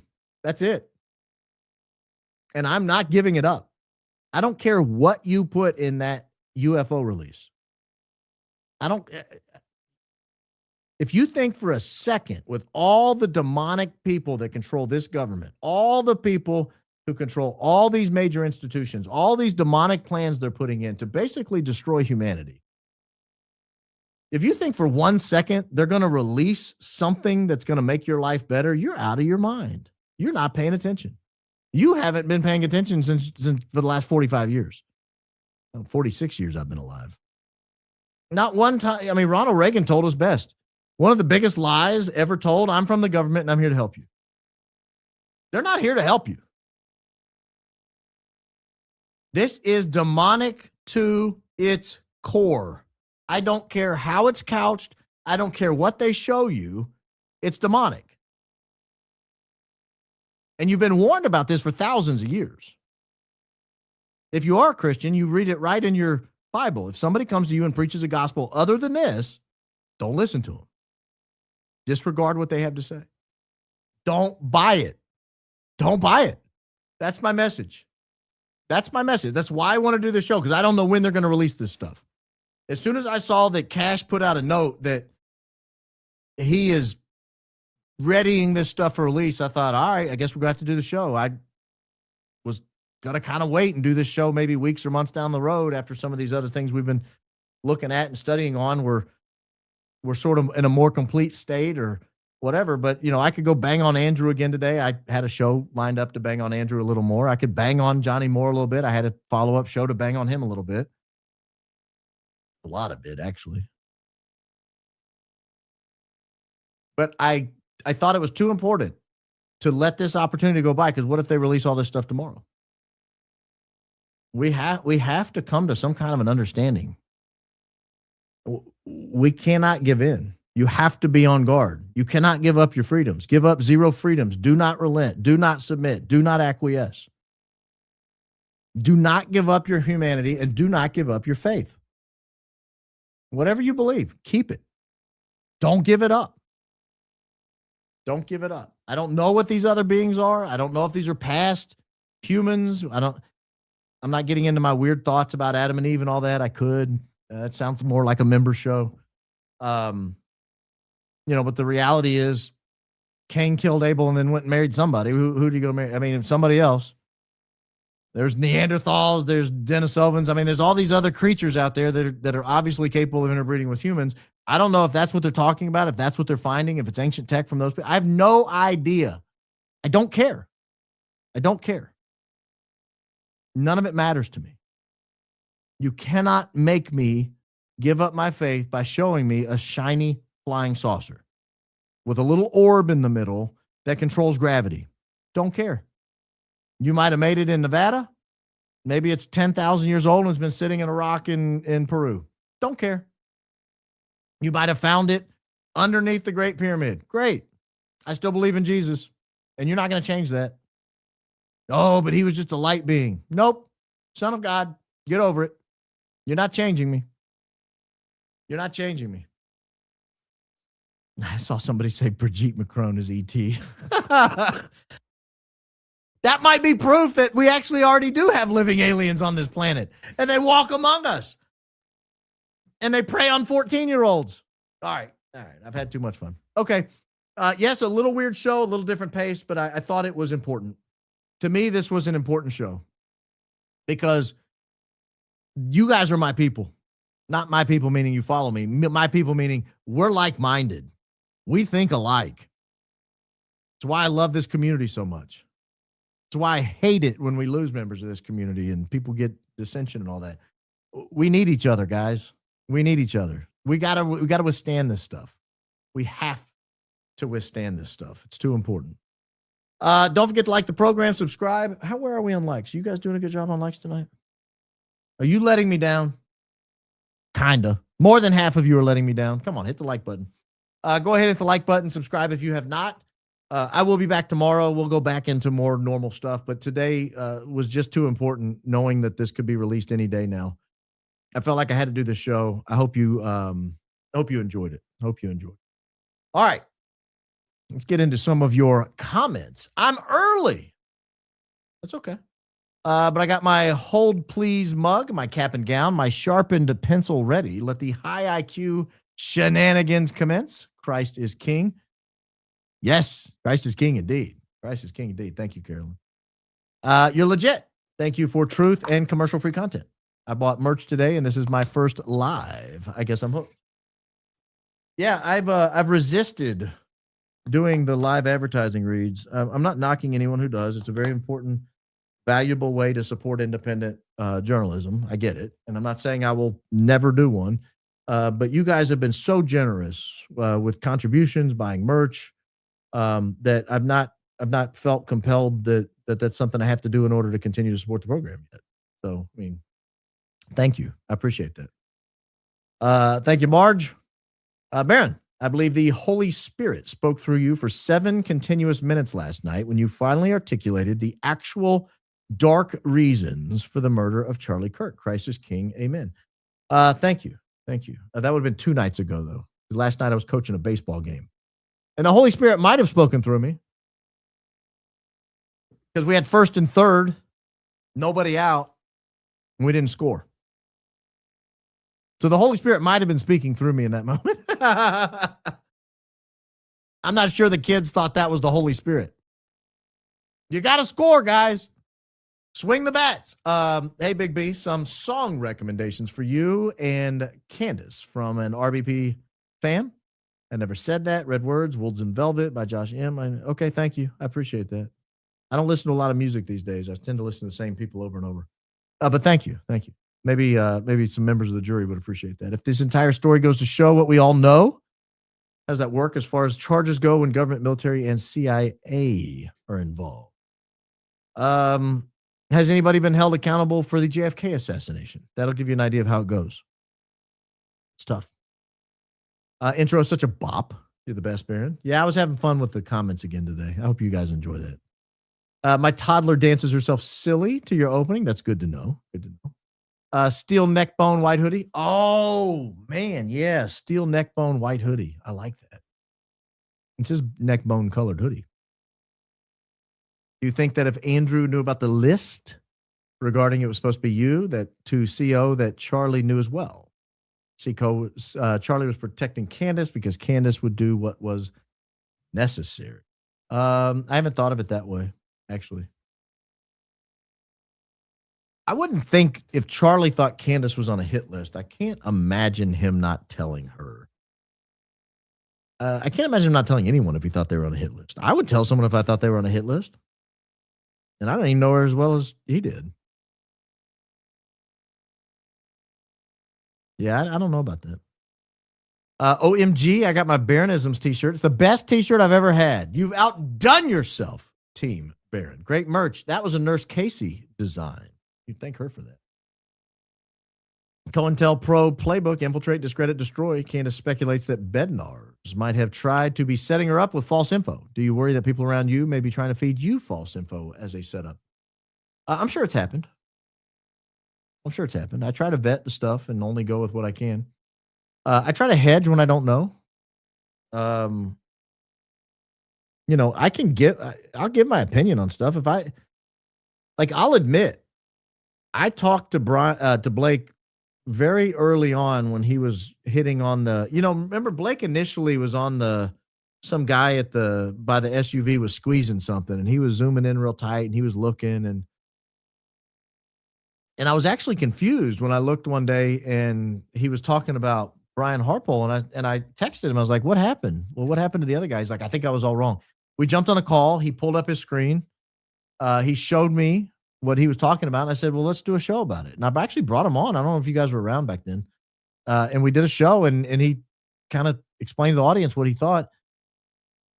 My take on that was that's his opinion, right? I mean, I don't know if Brian did it or not. It looked weird to me. It sure looked like Brian was fiddling with something in his pocket. It sure looked like he was messing with something in his shirt, but who knows? I mean, ultimately, who knows? I've been very leery. I will say this to answer your question pretty directly. I've been very leery of people who get stuck on a particular theory and won't get off of it. And I've had people try to attribute particular theories to me. Oh, I've seen it on Twitter. I've seen it on YouTube. That Baron, he's the one that says Charlie was electrocuted with his handheld microphone. Well, I didn't say that. I said it looked like it. It certainly was a possibility. I think it's still a possibility. Oh, Baron, he said that the microphone exploded. Something happened under his shirt. Oh, Baron said the necklace exploded. Maybe. I think all of those are more likely than a 30-06 from the Losi Center. If that's, I'm willing to say that much. I do not know who killed Charlie Kirk, how or why. I think I'm getting close to the why. I think the why is starting to become self-evident as we investigate. But I don't know who did it or how. But I love the investigation. I love putting information out because as I put information out to you guys see things I might not see. Happens a lot. And every now and then you guys smack me around in the comments and for days in my emails afterwards, like Sarah, the Duchess of whatever, York or whatever she was the Duchess of, probably being the person in the Epstein email and not the other Sarah that I casually called a solid 5. I still feel bad about that. I need to email that Solid 5 and tell her I shouldn't have said that out loud. I don't know if it's gotten back to her. I hope it hasn't. But yeah, I think people try to feed false info. I think that there are a lot of bad actors in this investigation. I genuinely do. Luckily, I don't think many of them have much of a following. Is Blake a bad actor? I don't know. I'm a little leery of, like I said, I'm a little leery of anybody who drills in on a particular theory and just will not let it go. I will say this, and I've given this advice to people. I've talked to several people who are starting podcasts or are new or have smaller channels or like, hey, what are some things I need to watch out for? And one thing I always tell them is stop recording phone calls. And if you do, don't release them. And I was very disappointed with Blake when he released that phone call with Candace. I just was. I thought it was, if you feel like you have to record a phone call because you don't want to take notes and you're just doing it for yourself, that's fine. I don't have a problem with that. I don't do that, but I don't have a problem with it. If you think you need to record a phone call because you think you're talking to someone untrustworthy and they might accuse you of saying something on the phone call and you need that evidence that you didn't in fact say that at all, I get that. But don't release that phone call. But if you record a phone call for whatever reason and then you release it as a sword, not a shield, but a sword, you're attacking someone with the phone call. I'm very disappointed in people who do that. And it's become too common lately. Become way too common. People posting text messages, posting phone calls. I don't like it. I wish they'd stop. And does that mean someone's a bad actor when they do that? No, but it's evidence. Baron, can arbitration cases be moved to court? It depends on usually the answer is no, but it depends on the contract. Arbitration is a creature of contract, not statute. So if the contract permits it to, I've seen that, it's rare, but if the contract says it has to start an arbitration, but under the following circumstances, it can be removed to court, then yeah, it can. But it's almost always the answer is no. So grateful to have a Bubba Baron and a Candace in my life, along with this community. Love this high IQ outfit and the ability to know that these are people I want to be among. Christ is King indeed. Thank you. Ben, your podcast is outstanding. Like a farmer, I'm outstanding in my field. I want to support you in every way. First YouTube membership I've bought. Will buy merchandise. Love from Canada. Thank you for the Canuck bucks. Appreciate that. I signed up to somebody's, I already thought I was a member the other day, and I got on his channel and it said join. I thought, I'm already a member. I think I was, and I don't know if it lapsed or maybe my credit card that I used to sign up with expired or something. I had to re-sign up. And it's somebody that I frankly don't have enough time to watch his member shows. I do watch his live shows, but I don't watch his member shows all that often. But it's like $10 a month for me to support him and make sure he can continue producing high quality content. So of course I sign up. One thing I'm perplexed by is the lack of focus by almost everyone investigating CK on the handoff between security guys after CK was hit. What was handed off to the beefy guy who immediately ran behind the tent. But the reason I haven't focused on it is when I see high quality images or high quality video of that, it doesn't look like he received anything. It looks like he may have thought he was going to receive something, but I don't think he actually did. You slow it down, you look at it kind of frame by frame, and he I think the particular one you're talking about, like puts his hand out, somebody else grabs his hand, but it doesn't look like they hand off anything. And then he runs off. If there's something else, again, slow it down, put it on X, draw attention to it. Someone will find it. You can prove somebody handed something off. Trust me, it'll take off. Thank you for the Monday live. I thought I was awake before. You nailed it. Keeping you and your family in my prayers. Christ is King and the genocide is always wrong. Yeah, it is. Always. The death of innocence is wrong. It's just wrong. Can you tell me again how you cook your rice, please? Thank you. My sister and I love your show. Yeah, of course. Basmati rice, 2 parts rice, 2 part water, 1 part rice. So we usually do a cup of rice, 2 cups of water. Let it soak for at least 30 minutes, but up to all day. Bring it up to a heat. I usually put it on medium and let it start boiling. And it starts bubbling when it boils. Cut the heat down to low. Maybe let it go another minute or 2, cut the heat completely off, take it off the eye, just let it sit for at least 30 minutes, sometimes an hour. You'll know it's done when the top of the basmati rice starts to curl like this. That's when your rice is just about perfect. Let it sit for 30 minutes or an hour and you got perfect rice. Every single time. Every single time. Hi, Baron, not related at all. Have you seen FWM Live? I don't know what that is. I know you're a fan, as am I, sir. We both have great taste. Obviously, what's your favorite song? If you don't mind me asking, my name is Rhiannon. Oh, Fleetwood Mac. I've never seen him live. Never seen him live. Your name's Rhiannon. Wow, your parents were fans for sure. I've never seen him live. I don't know why.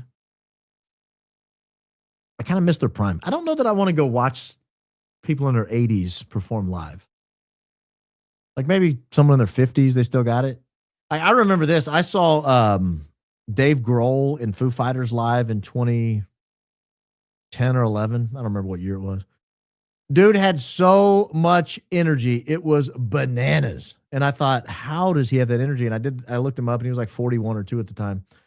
I thought, man, I hope I have that kind of energy at 42 because it seemed very old to me at the time. Now that's younger than I am now.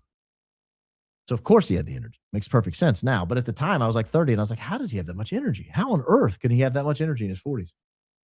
But I think by the 80s, like they don't sound the same. They don't play the same. Everything's a little bit slower. So I don't know that I would want to go see him now live. There's plenty of videos online you can watch. My favorite Fleetwood Mac song. Gosh.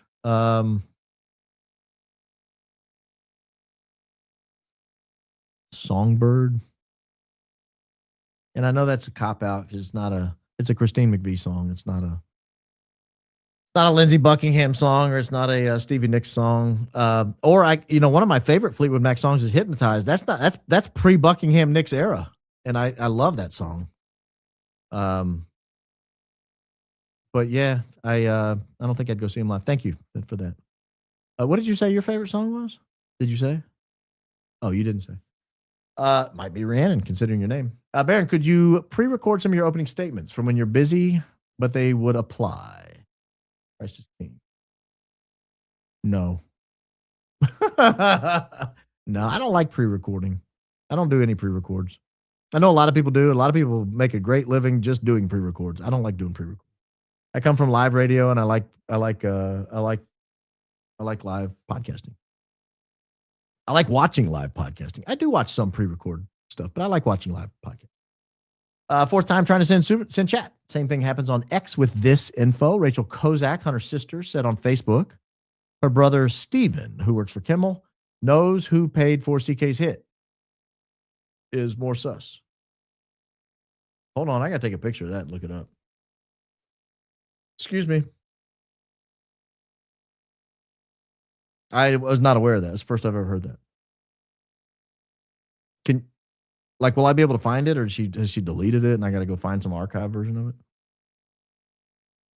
Baron, do you think Trump will hang the ball mirror in the new ballroom? I love this community and feel a kinship in a sense. Thank you for leading the way to the truth. Christ is King always. Indeed. I don't know what the ball mirror is. What's the ball mirror? Ball. Wait a minute. What am I typing on? Ball mirror? White House? I don't know. I've never heard of a ball mirror.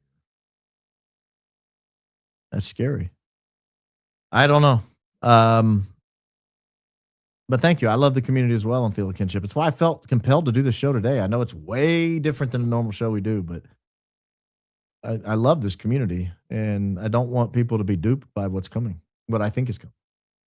Hey, did you check Trump's FRC Fusion Energy Company, TAE Technologies, inertial fusion confinement has been classified under 1953 Atomic Secrecy Act, DOE Sigma 11. This will be the UAP disclosure? No, I haven't checked that. People have been trying to do fusion energy for a long time. Have we had it this whole time? Sir Bubba Baron, could you please wish my sister Joanna a happy birthday? We love your show. Happy birthday, Joanna. Thanks for watching. Appreciate that. As your friendly reminder, hit the like button. We're doing all right on likes. We're getting better. Could always do better. You hit the like button. I have twin 16-year-old boys, and the eye rolling going on in my house when I'm belting out the intro song is quite something. Mom, stop. What is that? Turn it down. And who is Joe? Good. I'm glad they don't know who Joe is. That means they're not a Joe. That means they're not a Joe. Kate, your children sound lovely. Your children sound absolutely lovely, and you sound like a fun house. Please explain the difference between Guns and JFK murder and Charlie Kirk's murder. Explains everything in caliber. My daughters and I call you Red Baron. Love you. Christ is King. What was the caliber JFK was shot with? Oh, 6.5 by 52. Yeah. I don't know. It's a smaller round. Oh, you're saying it shows that because it just exploded JFK? That makes sense.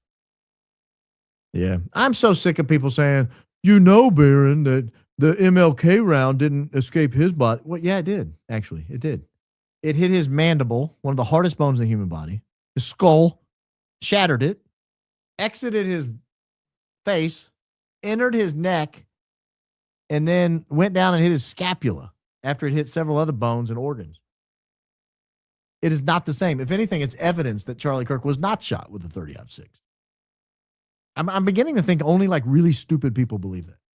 Christ is King indeed. Howdy, Central Pennsylvania here. I used to live there. Tried this Monday, but couldn't send super. But Carlisle Hachi Dogs still here. Be well. Avett Brothers in July. Christ is King indeed. Man, I would love a Hachi Dog and an Avett Brothers concert. That would make my day. That would make my, actually, I need about 4 Hachi Dogs. They're not real huge. That would make my day. The Hamilton Inn in Carlisle, Pennsylvania. Home of the Hachi Dog. And Avett Brothers, fantastic. What's the possibility? Andrew Corvette actually meant that Candace or Tucker should have been the CEO of TP? I don't think so. I know probably not, but I could see Charlie wanting either of them more than Erica. I don't think that either, to be honest with you. I don't know. I'm not suggesting I know for a fact he would not have wanted them, but I think they're more effective where they are now than they would be at the head of TPUSA. I don't know. I think they're in the right spot. But Baron, has anyone considered the possibility of Brian Harple, aka TPUSA Ben S., are filing the legal only to view CO's files, phones, emails, etc. in Discovery? I don't think that's how Discovery works. So what Discovery allows you to do is to gather evidence relevant to your claim or defense. So if Brian Harpole is accusing Candace of being dishonest, let's just take the claim where he alleges in his lawsuit that Candace, as is a he said, she said. In his lawsuit, the claim is made that Candace said there was no life saving aid rendered under the table. What does Candace's phone have to do with that? What would Candace's files have to do with that? What do her emails have to do with it? Nothing. There's nothing in there that would show that she's lying about that. On the other hand, their phones might have evidence of that. Their cameras certainly would have evidence of that. So I think she would be able to say, give me the cameras. Give me the emails. Give me the phones. I want to see the communication. I want to see your preparation, your plans. I want to see what the plan was if he went down, who was supposed to be doing what. I think all that is relevant. But I don't think her files are relevant to whether or not she defamed him in saying that. Does that make sense? Likewise, he was at Fort Huachuca, right? Okay. I don't think she ever said definitively he was there. But let's say she did. I don't think she did. I'd never heard her say that, but admittedly, I don't watch every second of every show. Let's say she said it on some podcast. I know for a fact Brian Harpole was there. What was he doing there? What in her files are going to say whether she was lying with that, or her phone, or her emails, or anything like that? Nothing. On the other hand, his files, his phones, TPUSA's phones, Fort Huachuca material, that's all very relevant to whether or not he was there. So do you see the difference? It's not a two-way street. It has to be relevant to a claim or a defense. That's why I posted that statute that one day, because I saw people were getting it all wrong. Curtsies. I see people curtsy in church when they're supposed to be genuflecting. I don't say anything. I don't say anything, but I see it. I see it. Greetings, King Baron, from beautiful Nova Scotia. Humbly, your success is well deserved. Oh, thank you. Very kind of you. I appreciate you saying that from all the way in cold Canada. What's the temperature in Nova Scotia right now? I don't even know what a city in Nova Scotia is. Is that a city? That's a province, isn't it? Is it cold in Nova Scotia? Let's see here. Nova Scotia. Here we go. 52. Not bad. Not bad. High this week is 51 or higher every day. So you guys are warming up a little bit up there in Nova Scotia. I'll allow it. I'll allow it. Nick's Creel. Thank you. I don't know how many Zarbucks that is, but it's red. So thank you. Baron, greetings from lovely, beautiful, royal South Africa. I usually miss the live shows, but due to time difference, so grateful I made it tonight. Sent 3 hoodies to your P.O. box. Should arrive by the weekend. Thank you for the gift of you. Christ is King. Keep truthing. Christ is King indeed. Thank you, Nick. I will get by there before Friday, because I'm going to do a member show Friday, and I usually like to know what's there before I do the show. So thank you. Thank you. Got a little unboxing to do for the member show Friday, because I know Cohen Films sent a couple things that I want to show, and some others did as well. The polls are in. RBP is 100% more handsome than AK. Oh, gosh. I don't know about that. Seriously, though, Baron, you rock. Lots of love from my mom and I, who look forward to you and Candace. Christ is King indeed. Thank you, Kaylin. That means a lot. Thank you. 2 shows ago, when you said only gorgeous people were on the Celebrity Apprentice, I choked on my water because I remember Gary Busey was on the show. Well, he's a Hollywood phenom. He's a Hollywood phenom. What did he look like on the show? Oh, not Celebrity Rehab. He was on Celebrity Rehab too. I thought Celebrity would get me there, but it did not. It did not. What did he look like on the show? Oh, not great. Sorry, I retract my statement. I was wrong. When I'm wrong, I say I'm wrong. I'm happy to correct the record. J. Michael Bennett on his radio show Future Quake on WRFN FM radio, Radio Free Nashville, wrote a book relevant to the corruption between the evangelical church and state. Please contact him. I'm probably not going to do that if I'm being honest, but I appreciate the information. Probably not going to contact him, but I do appreciate it. Hi, Baron. Saw some of ZC yesterday. Zach Costello yesterday. He looked into the banana stand I asked you about. Crazy stuff. Feel bad for VFT on Candace today. Don't think he's like you know who. Thank you for all you do. You the best. I like Valhalla quite a lot. Speaking of shows that I'm a member of, I consider him an acquaintance at a minimum, if not a friend. I do like him. I have tremendous respect for him. I think he runs a great show. That said, there was a period of time when a lot of those dudes were attacking Candace pretty hard, and I understand why she's bitter and sore about it. I would be too. I might not be as forgiving if it was me. I think he has come around a little bit, and after it was proven that that Mitch was in fact a Green Beret and he was in fact at Fort Huachuca that day, I think he's come around a little bit. But he was obviously very skeptical initially, and whether it's a tough call. It's a very tough call. I understand why she was upset about it. I do. I genuinely understand why she was upset about it. But I don't judge people by their lowest moments. I just don't. I judge people by the total body of work. And I am a big fan of recency, meaning, how are you lately? What are we doing lately? And I'm a very forgiving person. So that's kind of where I stand on him. But yeah, he definitely took fire today. There's no doubt about that. No doubt about that. He definitely took fire. Several people did. Hey, B, it's Angel Parker, not the one you know. I'm the one from Florida. Okay, I asked my wife the other day, I was like, was Angel Parker a teacher? Because there was an Angel Parker who wrote in and said she was a teacher for 35 years.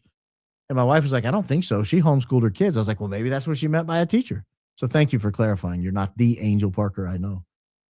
Just wanted to sincerely thank you for being brave enough to say the truth. We are not fighting against flesh and blood. Christ is king indeed. We are not at all. Today's show is also along those same lines. We're not fighting flesh and blood. I need a t-shirt that says, I hope you enjoyed as much as I did. Thank you for your continued research on essential topics. Thank you. Yeah, I looked into today or yesterday. I can't remember. I might have been yesterday during my day off. I looked into whether we could get night shirts, and I wasn't able to find any that we could get printed up.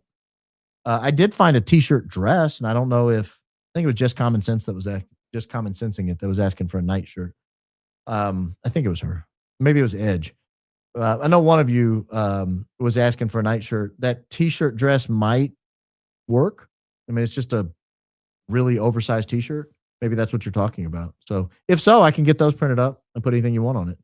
Hope you enjoyed it as much as I did. Would be great on that. But it's not a true night shirt.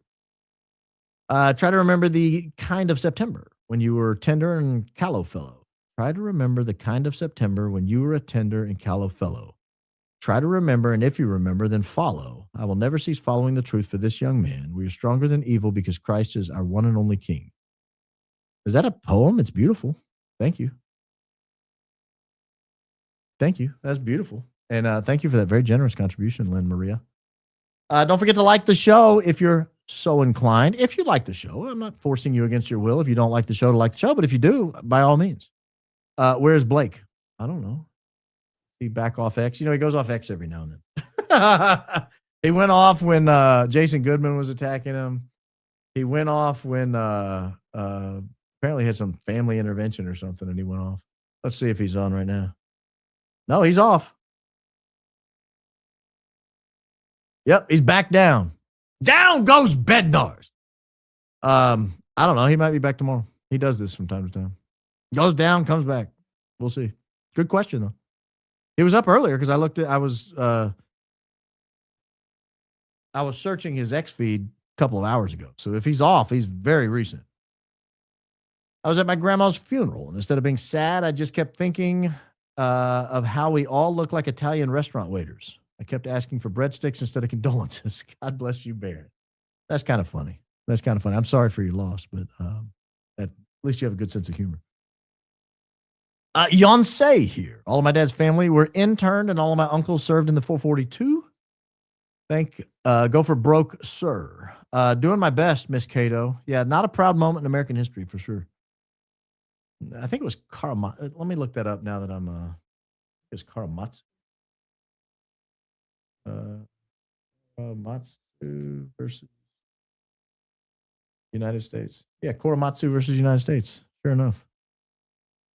I think it's still good law, unfortunately. And they need to, like, sua sponte, take up some random case and say we can't do that again. But thank you for sharing that, Ms. Cato. Congrats on the number 29 on the charts. Keep going, Max. Christ is King. All the way up to number 29, huh? Yeah, I was 33 the other day, and I was scared Cash Patel was going to send me to Valhalla. I was scared to death. I thought, oh, no, I'm doomed. People are going to see I'm number 33, and they're going to think I'm in on it. 29, wow. Pierce Morgan, you're next, baby. Pierce Morgan, you are up next, sir. Watch me drop tomorrow, and then Pierce goes up, and I'll be way behind him. There's your humble host at 29, Pierce Morgan there. Michael Knowles. I got my eyes on you, kid. Who'd we pass? Keith Edwards does a good show. He's a liberal, but he does a good show. Hodge Twins, they do a great show. Clinton Jaws. I wonder if Clinton Jaworski is related to Ron Jaworski. I had a friend whose wife used to may still work for Ron Jaworski. Thank you. That's very kind of you. Would it not be hearsay for TR's grands to testify? Depends on what they're testifying about. If they're testifying about what Tyler is saying, no, it's not hearsay. A statement by a party opponent is an exception to the general exclusionary rule of hearsay. So if they're testifying about what Tyler said, Tyler is a party opponent to the state of Utah. Therefore, they can testify as to what he told them. Project Iceworm, who comes up with these ridiculous names for deceptive operations and projects. LOL, Epstein Fury is appropriate, though. Great opening, Baron. No, you want Antarctica next. I do. I want to melt Antarctica. I want to know what's under the ice. Now you know why. Project Iceworm. What are they building under there? There's something under the ice in Antarctica. Too much military presence down there. Almost 300,000 subs. Awesome. Congratulations and super thanks. Are we almost there? 295,611. Wow. That's a lot of people. If you haven't subscribed to the show, now's a good time. A gentle reminder. Go ahead and subscribe. We'll celebrate at 300. I remember we had a big celebration at 100. Do you remember that? It was like a long time coming. It took us forever to get there. Hantavirus is extremely lethal, but extremely rare and not contagious. Popular topic on hoarders because it's transmitted by rodent waste. A vax is irrelevant. Yeah, well, that was the same thing with the coronavirus, but nevertheless. Cruise makes no sense. Question at all. Yeah. Apparently there is one strain that is transmissible from humans. I think that's the one they're saying is floating around. AK and BN, hilariously bitter, grumbling about Barron's giant following and truth-telling while secretly belting the intro song in the shower. Are they grumbling about my giant following? Gentlemen, don't be intimidated by the size of my following. Don't be intimidated by the size of the following. I mean, they're on the Charlie Kirk show. He's got like 6 million followers. That's not my fault. Only 200 people watch. It literally is 200 people. When I tuned in the other day, it was 211 people. I made 212. I thought, this is sad. I know people like Dom. I don't give a Dom. She's been podcasting for like 12 shows, 13 shows. She almost has 200 people watching on live. She doesn't have the Charlie Kirk name. She doesn't have the TPUSA engine behind her. She's just like talking about facts, like giving information and a ton of information. And she almost has 200 people watching. The mom of 7. The last 3 are triplets here. You keeping me sane as a stay-at-home mom. I have a 3D printer and would love to print you something. Anything you can think of you want. How do we get tips to you? Christ is king indeed. I don't know if somebody 3D printed this or not, but I love it. I use it all the time. It's a hoodie that I store pencils in. I don't know if it's supposed to be for pencils, but that's what I put in it. I keep it on my desk there. And it kind of feels like it's 3D printed. Sort of looks like it's 3D printed. I don't know. I mean, you don't have to give me a gift, but thank you for offering. If you want to, I'll love to accept it, but don't feel compelled. Tips to me, you can email realbaronpodcast@gmail.com. I'm just telling you, I'm very bad at checking the email. I did look at it a little bit today, but I'm pretty bad at it. I know this next guy. Been waiting on a show like this one. I know that picture right there. That is Randall. Let me tell you a secret. Randall called into my very first full-time radio show. My very first one. And I think he called into almost every show I was on the air. Randall's great. Thank you, Randall. I knew you were waiting on a show like this. You liked it a little weird. Thoughts on the 10 missing scientists? I did a whole opening on it. Go back and find it. It's great. In my humble opinion. The only show I intentionally start at the theme song, even when I can fast forward. Fleet. Yeah, it's a great song. Thank you. MAGA, Miriam Adelson, goals achieved. We are, oh gosh, is that what MAGA stands for? We are so grateful for Brandon Daisy. Made my night seeing you were live. Kristen, thank you, Kristen. Live almost every Wednesday. I was late. I took a nap this afternoon. I hate to admit it. I was cooked. I told Mrs. Coleman, I said, do not let me sleep past 5:10. I want to go on by 7. Do not let me sleep past 5:10. I've got a little more prep to do. I got to wake up. I got to take a shower. She said, I got you. I said, great. She comes running in. It's 5:20. Get up. Next time I'm telling her 5. Next time I'm saying, don't let me sleep past 5. And then by 5:10, I'll be up. I'm kidding, Mrs. Coleman. I'm kidding.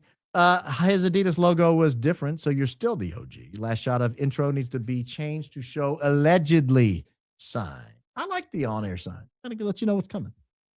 But yeah, he had the trifoil logo. I like the trifoil. That's the old school Adidas logo. Wow. Number 16 on Spotify trending USA, all categories. Wow. Well, and I got to look that up. Spotify charts trending, you say, all categories? Trending podcast. All right, we'll look together. Of course, Joe Rogan's number one, even on trending. Let's see here. Theo Vaughn, nice. Huberman, Sean Ryan, Mel Robbins, these are big names. Your humble host, the Y-Files, wow, up there with the big dogs. Hang out. Oh, I'm ahead of Sean Hannity on trending. Take that, Hannity. Oh, Tim Dillon. I love Tim Dillon. Tucker. Well, obviously this is trending and not overall viewers. Tucker's like number one on that or two. Thanks for pointing that out. I appreciate that. That's not me. That's you guys. And again, Spotify's been a great partner. So if you ever miss a show, we usually upload them by 8 or 9 o'clock the next morning. So jump on there if you want to watch it the day after. They do a good job. My husband's brother was stationed at Camp Century during that time. Nothing was mentioned to my husband of what went on. Because it was classified. Not sure if it's been asked already, but the last podcast I sent early supers before your intro song come on. Do you read those later? You did not on air. I do read them later because I go back and read everything I missed. Sometimes they time out before I read them. It depends on how early you send them. So if you send one like 30 or 45 minutes before, it won't be picked up by StreamYard. Because that's the ones I see. But thank you. Trump destroying the East Wing of the White House and dumping it on a public golf course is so brazen. Asbestos and toxic chemicals in air need to be hosed down to dampen it. So wrong on many levels. White House does not even belong to him to destroy. I didn't know what he did with it. Is that what he did? He put it on a golf course? Kind of chaotic. The Puyallup Fair was a location of consent ration in the 40s. We should ask CC to pronounce it and see how many variations he comes up with. You talk about Coach Colin? I want Coach Colin to pronounce it as Brandon Tatum. His Brandon Tatum impersonation, I can't do that. I can't get away with that. I'm too fair. Fair meaning complected, not meaning, like fair and balanced. People would accuse me of being ugly if I did that. But his Brandon Tatum impersonations are hilarious. And they're hilarious because they're grounded in truth. Because when he does it, it sounds just like him. That's amazing.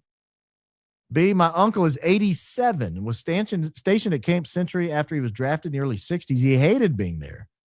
Your openings are always high IQ. Christ is king indeed. Yeah, my openings, I like to set up the show, but I also like to just go back and find something cool in history that most people don't know about.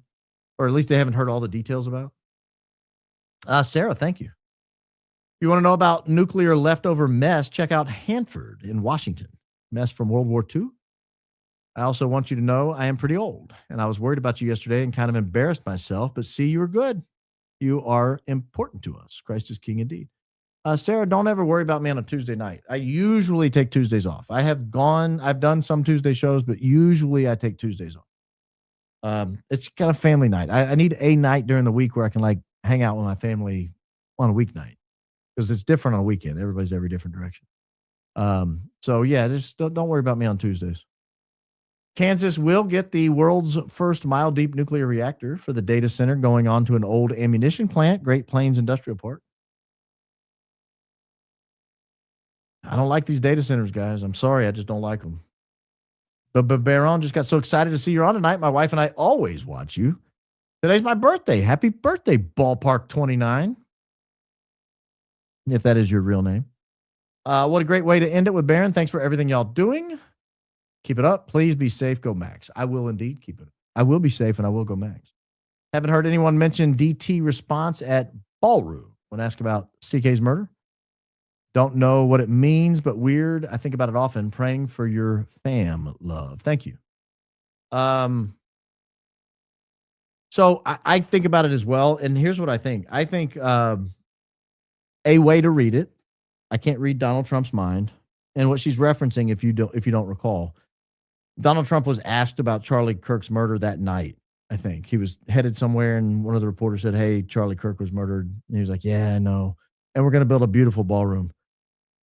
it almost was, to me, a way to read that is that his murder was part of the whole plan that the ballroom is solving. And so, of course, it was on his mind. Like, that's a way to read it. I'm not accusing the man of being involved in it or knowing about it. I have my suspicions, but I certainly can't state that definitively, but that's a way to read it. Hi, Baron, longtime observer, first time super chat. Saw the convo last night. Have to ask any dish on Britta. Used to follow her a lot, or who Fetty is. World so scary. Don't know who to trust besides you and a few others. Sick of the lies. I think Britta's mostly harmless. She's a troll on X. I have no idea what her purpose is. A lot of people block her. I haven't blocked her because she's not really ugly with her trolling. A lot of the uglier trolls I go ahead and block. The ones that cuss, the ones that attack. She doesn't really attack. She honestly sounds like she could be Ben Shapiro's wife or something. You know, like, I don't know. I'm not saying that's who it is, but that's kind of how she acts. She takes the immediate side that the Daily Wire would take at any and all times. Now, I do know, for example, Britta has done some voiceover work for some Daily, I don't want to say Daily Wire adjacent cartoon network, but something that certainly supports them and that they've, same messaging. She's done some voiceover work for that. She's been on some podcasts. I've pulled transcripts off of those because I can't stand to listen to them. I've had some AI analyze her voice to figure out what region of the country she's from. I think I've kind of figured out about where she at least originates. I don't know if that's where she still lives. But she's just a troll. I mean, look, if you go on X under a fake name with a cartoon avatar and all you do is go around and harass people, you're a certain type of person. Like, you're a certain type of person. You're obviously not happy with who you are as a real person. Like, you're disappointed in your life. You're not proud of who you are. You're probably an embarrassment to your family, or else you wouldn't act like that. If you put your own name on it and your own face and you want to troll somebody, that's fine. At least you're like out there. This is who I am. This is what I say. But she's just a troll. She's probably a very lonely, sad troll. I doubt, very seriously, I've heard her talk about her husband. I doubt she has kids. She talks about cats. She's just a walking Daily Wire talking point. That's all she is. It's a sad life. I feel bad for her. Baron, can you say happy birthday to my toddler, Emery? Happy birthday, Emery. Turned 4 yesterday. Nonverbal autistic, but will sign the letter B repeatedly when she wants to watch you. God bless you. Christ is King indeed. What is B? Is this B? I'm trying to remember sign language. I probably need to know it because I'm going deaf. I always have to tell people, talk a little louder, just a little louder, a little louder. Like, there's a threshold at which I don't hear below. So I'm like, louder, louder. Thank you so much for all your hard work, devotion, and consistency. I've been following you since Candace shared your ABS plastic clip. You inspired me to get my IQ tested. 136. We are indeed a high IQ outfit. Nikki, that's pretty high. That's ludicrously high. That's like, you're smart. You're smart. Thanks for that, Nikki. PPD did a survey today asking people would allow a small device on the roof as a mini data collection center. Last I checked, 75% said no. AZ with water issues has 147 centers. See? They don't care about you. Like, water is essential to life. You can't drink water, you die pretty quickly, like a day or two. And they don't care about you. I mean, you go buy some Fiji water bottles or something. I don't know what Candace was talking about on her X space last night, but she showed a picture of somebody, or maybe it was on her podcast, showed a picture of somebody sitting on Dasani water bottles. She's like, they're not even drinking good water. That's undrinkable. I will say that's a top 5 moment for me on her show. It was hilarious. They building a paradise bunker. They aren't telling the American people that some type of world-ending event is coming. They like to tell us what's happening in plain sight, thus Paradise Show. I don't know what Paradise Show is, and I don't know what a paradise bunker is. But all these data centers that are on top of the ground would not survive a global calamity. They'd be wiped away. So anything underground might survive, I suppose. Awfully ironic this was all happening while NASA took their fake trip to the moon for a news piece. Feels very look over here. The fakest and gayest thing I've ever seen. Nobody talked about it while it was going on. They shared almost no pictures. They shared almost no video of outside of the window. Anyway, I can't believe people believed that. There are people who bought it. I know some of them. And they're like shocked I don't. And I'm like, are you kidding me? That was the dumbest thing I've ever seen. Like if they really sent humans around the moon, that there would have been a 24-hour live feed out of the window. At least while they were within radio distance, or at least give me a nonstop feed. I mean, they put 10 SD cards in there and like make some camera with 10 SD cards. You just made a rocket that can go around the moon and have enough storage that you can film the entire thing uninterrupted and put it on the computer for everyone to look at and say, see, we told you we did it. No, they took like 7 snapshots that all looked fake and gay. Baron cracked me up when you said a portable nuclear reactor. Made me think of a family's vacay prep. Mom, did you pack the portable nuclear reactor? Hun? Dad, visual? Dad lugging a reactor? Yes, dear. Yeah. I doubt it was that small, but portable nonetheless. Love your merch. Great prices. Thanks. Yeah, we don't use it as a profit center. It's one of the reasons we can't offer refunds when people order the wrong size or whatever, because we don't make money on them. Yeah. I had some other creator look at our prices. We're like, dude, you could double the price of everything and people would still buy it. I'm like, yeah.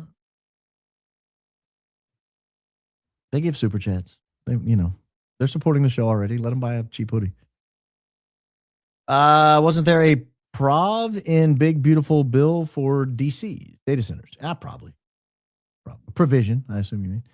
Can't data centers use salt water instead of fresh water for cooling? I doubt it. They'd get salt everywhere. Sorry, third chat, but I had to say 50 years ago, there was a national news story that we were paying $25 for a $2 hammer. The grift goes on and on. Love the show. Yeah. You want to talk about the grift? Go look at how much ibuprofen is in the hospital. I broke my leg. I had to go to the hospital. When was that? May of 23. And I read the itemized bill when I got it. Each ibuprofen pill, each one was like $81. Something crazy like that. The screws in my leg, this is not a joke.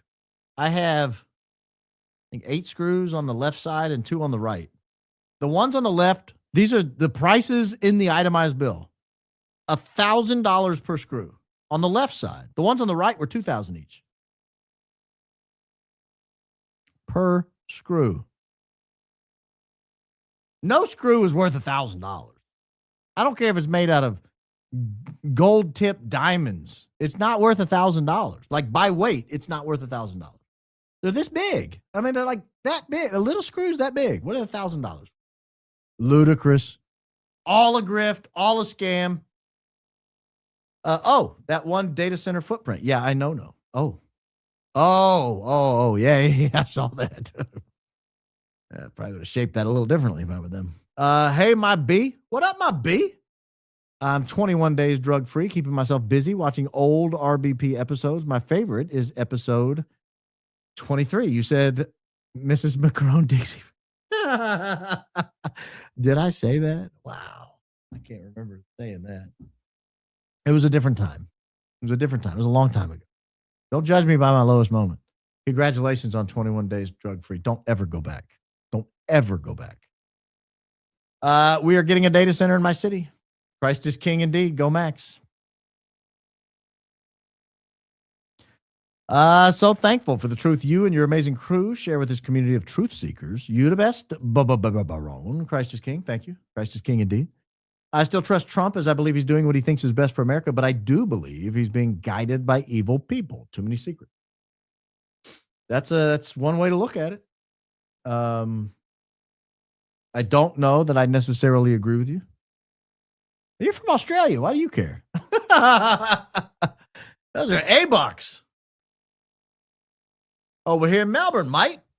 Trusting the Trumper. Yeah, I don't know. I'm thankfully shut the border down. I'll give him that. Give him props where it's due. We don't have enough water. Look at the Hoover Dam. Christ is king. I don't know about it. Is it empty or something? There's no water in the Hoover Dam. Getting D down in Dallas. Did I say that? Oh, I didn't say that, surely. I wouldn't have said that. My 14-year-old is protesting data centers. When I asked why, she said, the high IQ conspiracy theorist doesn't know what they are doing to our water source yet. LOL, now I know. Yes. Miss Cato, now you know. Now you know. Your daughter sounds brilliant. Or son. Did you say son or daughter? Oh, she said daughter. My super chat goals are always to get a laugh or be the trigger for an interesting opine. And to support y'all, obviously. Love and good stuff to the whole team. Thank you. I appreciate that. Very kind of you. Bloom Energy is solving the data center energy problem, nuclear. Check out the genius founder, CEO. He needs protection from whatever is knocking off scientists. Love the show. So nuclear is an option if you still want data centers. Like that assumes we clear gate 0, which is we want a bunch of data centers everywhere.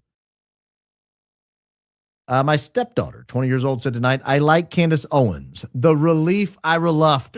I didn't know that was a word. That's great. Your stepdaughter sounds brilliant. Watermelons are delish. Oh, they are. You ever had a sugar baby watermelon? They're great. Texan here. Very aware of this data center impending disaster. Power grid issue a few winters ago. It failed and people died. State has been in perpetual drought for 10 years. Abbott is a clown. I agree with every word you just said. Every single word you said. Hi, Crisis King indeed. Keep investing all of it. I hope AL never has data centers. Always be salt and light and war. Darn eagle. You'll notice my Auburn pennant here. War darn eagle. To you, ma'am. Or sir. Can't tell from your picture.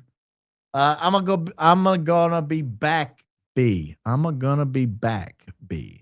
Husband had a late shift. Need to make him a nice meal. My IQ has gone up just from the opening statement. The ballroom is required listening. Yes, I think so.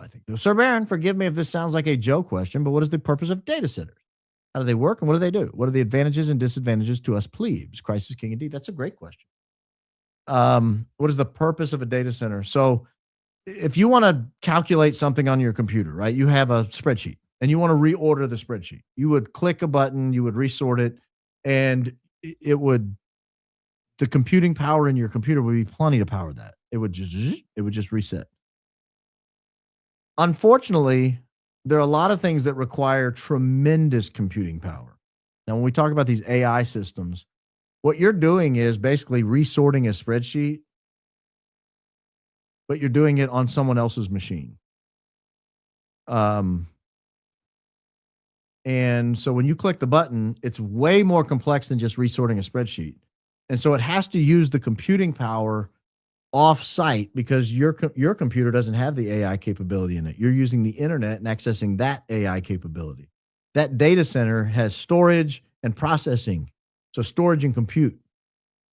And so when you hit the button, it computes an answer and it has to fire up a computer somewhere and solve the issue. So the problem you would be able to solve on your computer if you had all the information stored in your computer, which you couldn't possibly, it's not big enough. That's all stored at their facility and it's processed at their facility. And in order to do that, it requires the same power that your computer would require. Now, do it at scale. You got millions of people doing very complex calculations that I'll give you an example. I used to work at a data analytics company and we used AWS. There were some compute functions we would do that would take 30 minutes just to do the single compute.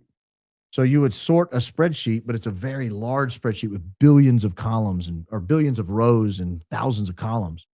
And so when you would sort it, it would take 20, 30, 40 minutes. Some computer is being powered to do that somewhere. That's an AI data center. That's a data center. I hope that answers your question. Christ is king indeed. All those data centers planned for Texas to support the geofencing and Toilet Paper USA upcoming church tours to indoctrinate the pro greatest ally. They would be using data centers to do that. Sure. Sounds like I need to break out our 1978 Porsche Targa. Do you think that's old enough not to have a computer in it? I think so. Helga Shabalaba Ding Dong. Yeah, I tell you, older cars are going to be more expensive in the near future. If you've got an older car and it runs, it's going to have value. Don't sell it. Don't sell it. You might need it one day. It's not a prison system. It's a cattle pen for those guilty of whatever that word is. Duly noted. I don't know what that is. Woohoo, my holy mackerel sweatshirt arrived. My studio almost set up. Mayhap producer, thanks for encouragement. I love God, hoping to do his will. Bearbait, I'm excited. Let me know how it goes. And thank you. Baron, do you remember the nuisance case from law school about vibrations causing the mother mink to chomp their babies and how moon controls gestation of pigs? No way data centers are harmless. To answer your first question, I don't remember that case. I don't know what class that would have even been. Torts, I guess? I don't remember that. There may have been a different case book than we had. But no, data centers are not harmless. They're going to affect wildlife, the humming. I mean, they're not harmless.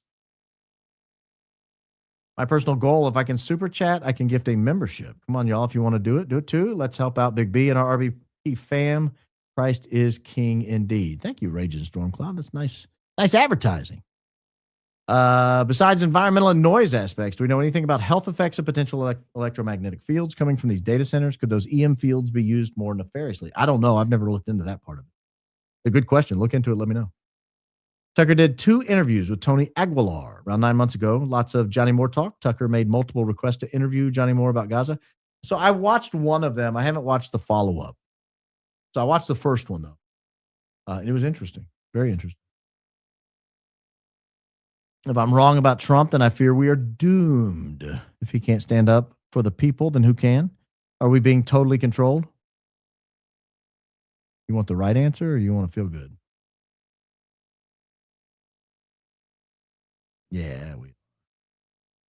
Yeah, Baron, thanks for everything. Wish my wife happy 20th anniversary. Watching together now. Candace, thank you, Candace. 20th anniversary. That's a long time. I'll be celebrating 25 next month. 25 years. Wow. Baron, I really don't want to drag Larry Bird into this, but it sure seems like data centers land on or are near the 33rd parallel north. Christ is king. Well, let me go back and look at that map. They're kind of all. I don't know. Does the 33rd run through Texas and Georgia? Let me look at where it is. 33rd, 33 degree north. Where is that? Yeah, they kind of do, don't they? Yeah, good call. Good call. I didn't notice that myself. What's Larry Bird ever done to you? Thank you, C16 Hunt. Dog parents, maybe don't let your pup be a test subject with this pill to extend their lives. Do what you can with modern vet med and then let God bring them home. I have no idea what you're talking about. But I'm sure it's amazing. Canada is becoming what you explained tonight. Bill C9, 15-minute cities, mass immigration, kids unemployment 18%. And Alberta were voting October to leave Canada. They want to destroy the middle class. I'm afraid. If you pass, are you like out? Are you just your own country, or what do you do? You can join us. We're kind. I'm not sure where Alberta is. You might have to join one of our states. Oh, you touch Montana. You could just be part of Montana. They're a fine state. You can't vote crazy, though. You got to, my son was 20, battling stage 4 cancer during COVID. His oncologist begged him to take the shot. He refused, never got COVID, in remission 5 years. I am not a doctor, but I was always under the impression that you're not supposed to take shots when you're sick. I'm old school. That's what I always heard. I don't know if that's true or not. TP equals archetype of Christian corruption exposed across USA. Like CK, I served for years and experienced betrayal, witchcraft, and isolation from people fluent in Christianese. Thank you, and Candace for vindication. True man show. I'm sorry you dealt with that, obviously, but I'm glad you're feeling much better now. Eminent domain backfiring with data centers. Yeah. I live in STX. What's STX? Where we are in a severe, South Texas, maybe? Severe drought, possibility to run out of water by fall, yet industry keeps building. My water bill rising. Terrifying. Be a good time to interview Candace's husband. Oh, this would be. I might ask her. It'd be a great time to. Anything you want to say to Jeremy Boring? Camera's right over there, sir. Just look it right in the eye. Go on. Right here. What do you want to say to him? That's not a bad idea at all. Good call on that. In my opinion, sounds a lot like communism. I think it's worse. Hi, friends. Hit that like button and share. We need to do better. Good night, Baron. Good night. Axon acquisition of Carbine, formerly reporting Homeland Security. Look it up in JE files. Police and Emergency Services controlled by our greatest ally. I think we should control our own emergency services. I'm waiting for them to usher in universal basic income. And if you don't comply, you lose it. That's why they wait AI to do the work. I think you're onto something.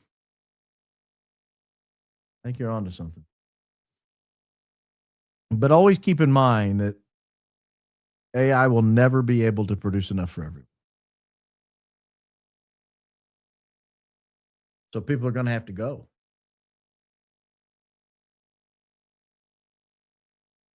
And that's the scary part of it. People are going to have to go. If they don't need us working, they don't need us living. Certainly not going to feed and water us while we sit at home. I just made that point to the person right before you. Some of us are going to have to go. I went down the UAP rabbit hole 5 years ago. The branches go everywhere and connect to everything and lead me back to the conclusion that God is real. That's what they don't want people to know, that them worth killing for. I agreed. 10 years ago, sprinklers systems off to conserve water. T-stats on 80, thermostats on 80 for electric, and a friend in Japan said Texas aquifers would all be empty by 2030. He will be correct. God bless you, Candace et al. Christ is King. They've already turned your thermostats up and stuff. That'll be a problem for podcasters because I don't think you can podcast at 80. Your cameras will overheat. Everything I read, you got to keep it under 70 or your cameras malfunction. Late today. Sorry if this has been spoken on per the AI symbiosis. Is key category out of the bag? Is key? Symbiosis is key. Cat is out of the bag. No going back for Luddites. We the people need our own. Disregard ET. Yeah. I think I understood that. I feel for ChatGPT and free AI apps. Something it is to get info data from people to use later against them, kind of like free corn was. There's a reason it's free and it's not for our benefit. Free corn. I didn't know what you were talking about at first. That just hit me. Like, what the hell is she talking about? Free corn? I've never had free corn. Now I know what you're saying. Not up with all the lingo. You say they want data centers and want to wipe EU and US off the map. Who's they? I get the good versus evil story, but who is they? You know who they is. Your Majesty, King Baron, Iceland, population 400,000, has 18 data centers. These centers are operating for the world. I hear you're concerned, but the ballroom one is the same as the one in the state of Voldemort. Yes, concerning. You guys have 18 data centers in tiny little Iceland? I guess you don't need as much money for cooling them. Cold up there. Iceland, it's in the name. Like, is it cold up there? Well, it's called Iceland. Oh, I guess it is. I don't want one near me, but data centers should be able to recycle a percentage of the water they consume, like semiconductor chip companies in Arizona do. Keep up the work, my B. Christ is King indeed.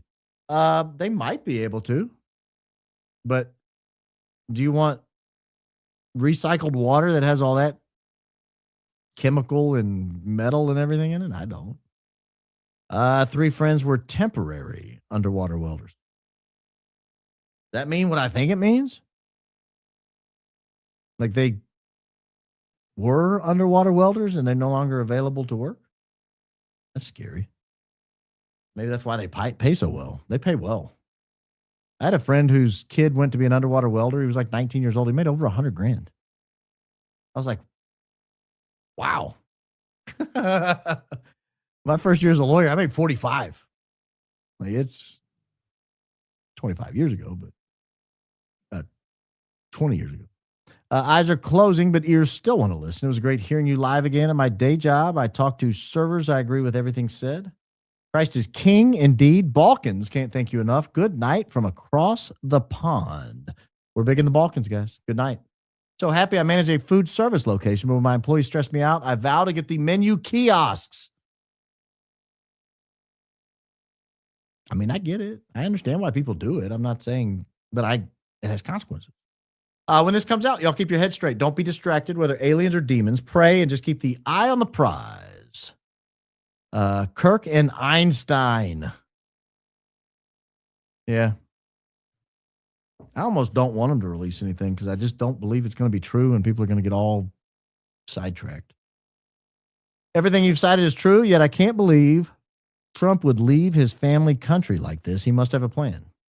Well, I don't think billionaires are going to have a problem. They'll be taken care of. It's the plebes, you, me, Tabor. We're the ones that are going to suffer or not survive. I'm a single mom of 17 and 20-year-old boys. How do I prepare them for this world? Thank you and prayers for you and your family. Christ is king indeed. I don't know. I've got a 17-year-old boy. I've got a 19-year-old daughter. I've got a 16-year-old girl on down. I mean, I get it. It's terrifying. I have been preparing my kids from birth, though. Like, my kids have heard the dark side of what I think is coming. Like, even the 5-year-old, I'm like, they want you dead, right? You're just going to have to fight them. Like, not physically, but you're going to have to figure out a way to survive because they don't want you around. I've told them this. I don't know. I'm not going to lie to them. Turn 18, you get a passport. You never know when you're going to have to flee. This is Operation Mocking Pastor. Jesus is coming very soon, and Satan knows it, so he's running out of time.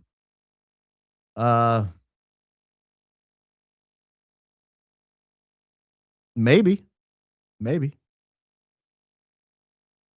There are recent Orthodox saints that told us this alien distraction would happen and to not believe it. Focus on Christ. Christ is king. Yes, indeed. Focus on Christ. Christ is king. Yeah.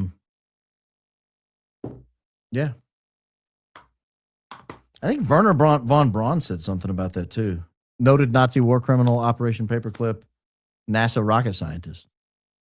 Werner von Braun. I think he said something about they'll lie to you about aliens at some point. I think, if I'm not mistaken. Thoughts on underground bunker under Denver Airport? I've heard a lot about it. I don't know much about it. I've never looked into it. I've just heard. Part of the Great Deception, potentially. Is this why we're seeing all these solar panel farms pop up? Maybe.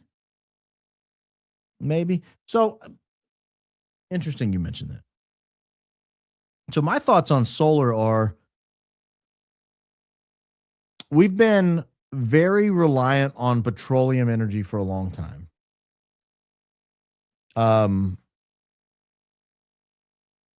And our politicians tend to do things for which they're bought and paid. And the petroleum industry, they do kind of buy and sell politicians a little bit still. But who really is doing it is China. And all of these solar panel components are coming from China. And so what it is it's a wealth transfer to China. That's what solar panels are. You could go get gas out of the ground and burn it and create power. You could go get oil out of the ground and burn it and create power. You could go get coal out of the ground and burn it and create power. I mean, it's not it's not magic. We've been doing it for hundreds of years now. All you got to do is generate some sort of energy and then capture that energy, turn a turbine, and make power. And that's the nature of power. It's very easy. That's what nuclear power is. You're just using the nuclear fuel to heat a turbine to turn it to make power. You're not making power. You're transferring the power. You're transferring the energy from the heat to whatever machine you're turning. But if you could just store it in a battery that's made in China and generate it from the sun on a cell that's made in China, then no longer are you paying oil barons and gas barons and people in the Middle East for power, for energy. You're paying China for energy. So China can't get in on the oil and gas game. They don't have any, not much. They're an importer. But if they can get us hooked on solar power, if they can get us hooked on battery technology, those components are coming from over there. They make the minerals, they mine all the minerals and they put them on the panels and they ship them over here. So it's just basically, do we buy our energy from Saudi Arabia and Venezuela, or do we buy it from China? That's what a solar panel is. Just Chinese energy. That's why I think they're popping up. Is BS another distraction? Immoral politicians are determined to finish this country, excuse me. Here comes Project Bluebeam. Yeah, Daisy suggested we talk about Project Bluebeam today, but we may do that another day. I put the kibosh on that just for time. It's already I already had basically a 90-minute show prepared with what we had. Trump sold us for temporary gain. No heaven for him. I mean, he's the one that said it, not me. I don't condemn people to hell. But if someone's going to condemn themselves, I at least point out that they think they are. Former Satanist, now Catholic, Zachary King said that UFOs and alien abductions are demons. His YouTube videos are very good. God bless you, Baron. Christ is King. I believe part of that. I mean, I believe that's possible. Already laughing. Why are they still asking for JFK and Einstein files? We showed them these aliens, demons, or these people are insatiable. Out of touch. Yeah. They,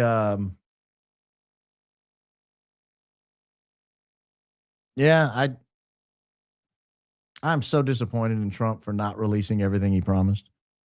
Hegelian dialectic thesis played against antithesis to create synthesis. That is game at play. Aliens will be the next boogeyman, next conflict. I'll buy that. Trump has publicly said he does not believe in UFOs. Can we arrange a meet and greet on the White House lawn? No.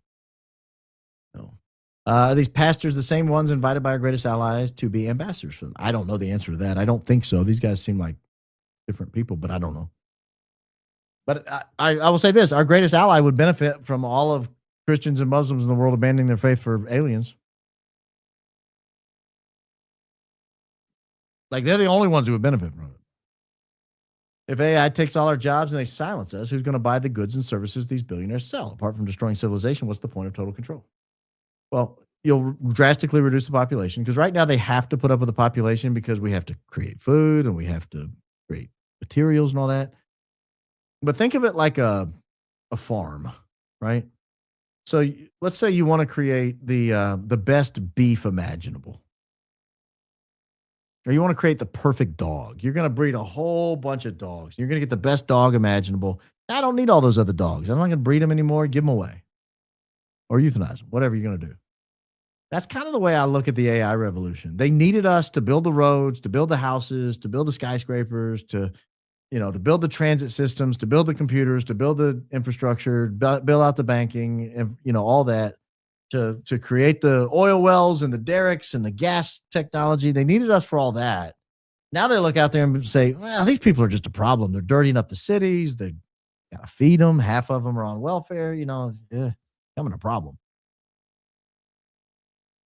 If they could now get AI to just produce enough with all of the infrastructure we plebes have put in place, if they could just get infrastructure for 300 or 400 million people, they don't need the other 7-8 billion of us. Just be done with us.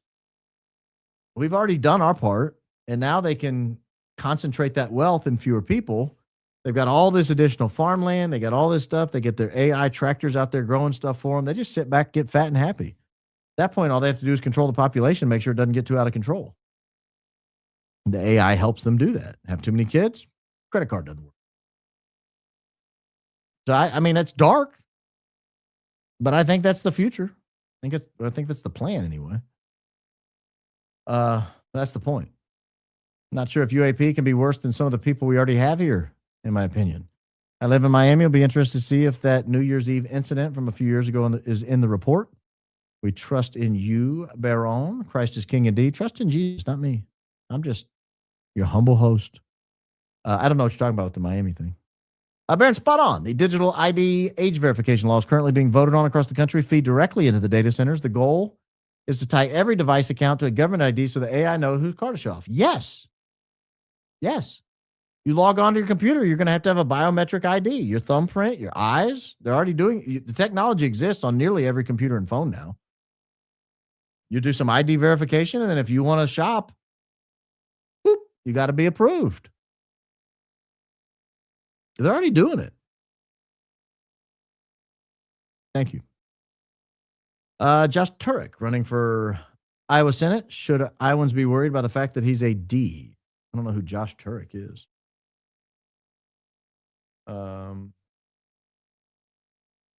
American politician, wheelchair basketball player serving as a member of the Iowa House of Representative.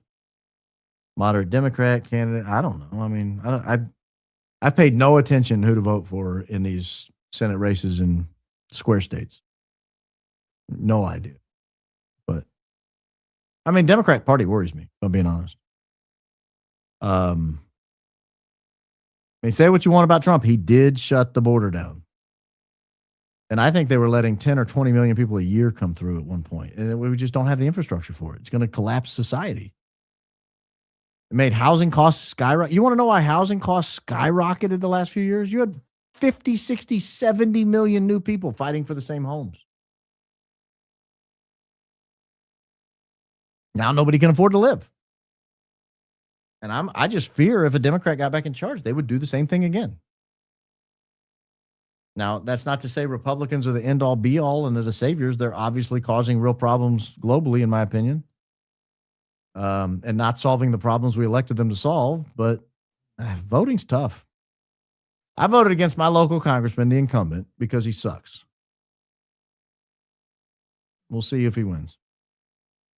Daniel O'Connor's book, The First and Last Deception, Aliens, UFOs, AI, and the Return of Eden's Demise. Quite compelling. Christ is King, thank you. Yo, B, what is your line in the sand? When the government crosses it, you return to violence? I know you don't like it, but what is your breaking point? I don't know. I don't know that I have one. I'm not a violent person. I'm going to heaven. I'm pretty confident in that. You know, just, I hate to sound docile, but I mean, give them your cloak. I'm going to vote. I'm going to use my voice. I'm going to speak. If someone comes to my house, tries to harm my children, you know, that's different. But am I going to, grab my pocket knife and run off to DC? And no, I mean, I'm not. I don't recommend anyone else do it either. I think we're past all that. I think we sleptwalked through that in probably the 1920s was the last time you could have gotten away with that. Please read the U.S. Constitution with purpose. How do you know I haven't? I don't even know what that means.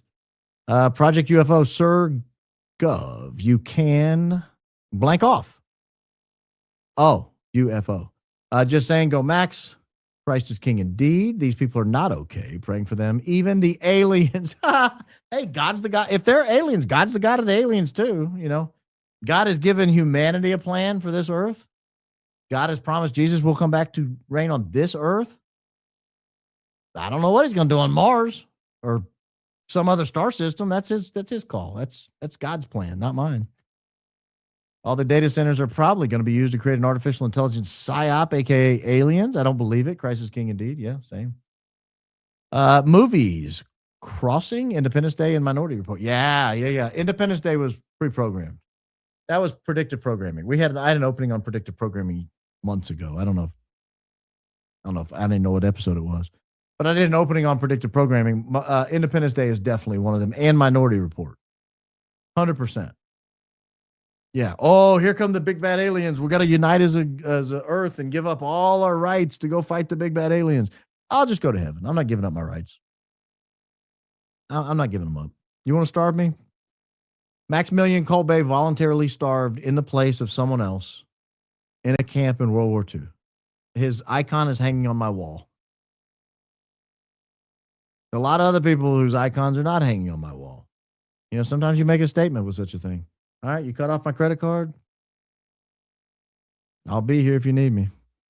I hate to sound like giving up. It's not giving up. It's just like, I refuse to be like, I'm bringing this to your attention because I don't want you to lose your faith. That's why I'm bringing it to your attention. I don't want you to lose your faith because I think that's what's being targeted. And that's more important than eating. That is more important than having a can of tuna. Don't give up your faith for a can of tuna. That's the lesson from tonight. When tempted with a can of tuna, don't give up your faith. Just now, while Barron is live, they came out with a Einstein suicide. It's so fake. Did they really? Yeah, they did.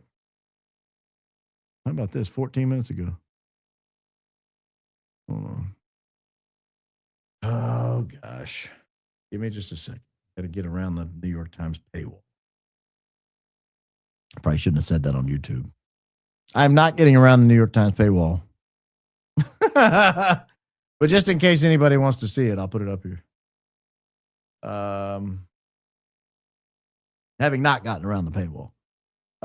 They investigated me for a month, found nothing. So 15-year-old charges something.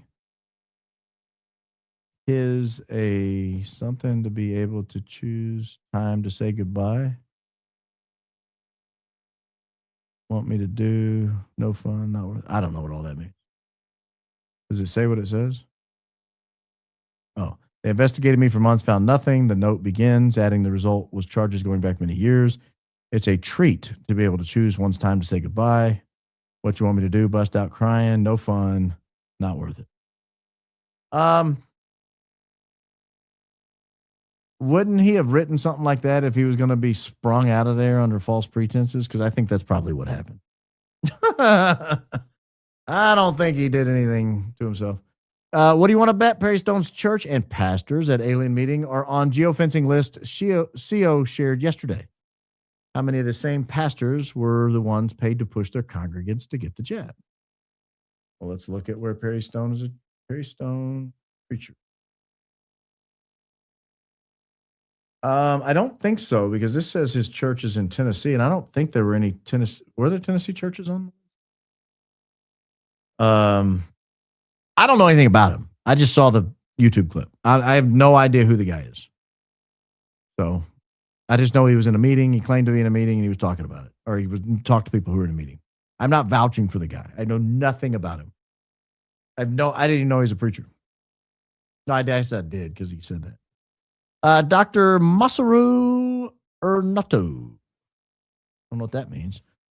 Study shows how emotions affect water. Water studies also show it carries memories. AI data centers using so much water. What will it carry to us ingesting it, to the animals living in it? This is an interesting topic. I'm not ready to get into it tonight, but I have fallen into that hole. I'm going to have to move faster on these. I'm already at 2 hours and 56 minutes, and I got kind of a hard stop here in a little bit. I have looked into water memory before, and it totally weirded me out. It made me want to stop using the microwave. So I didn't know. I still use one. Don't judge me. Don't judge me, you anti-microites.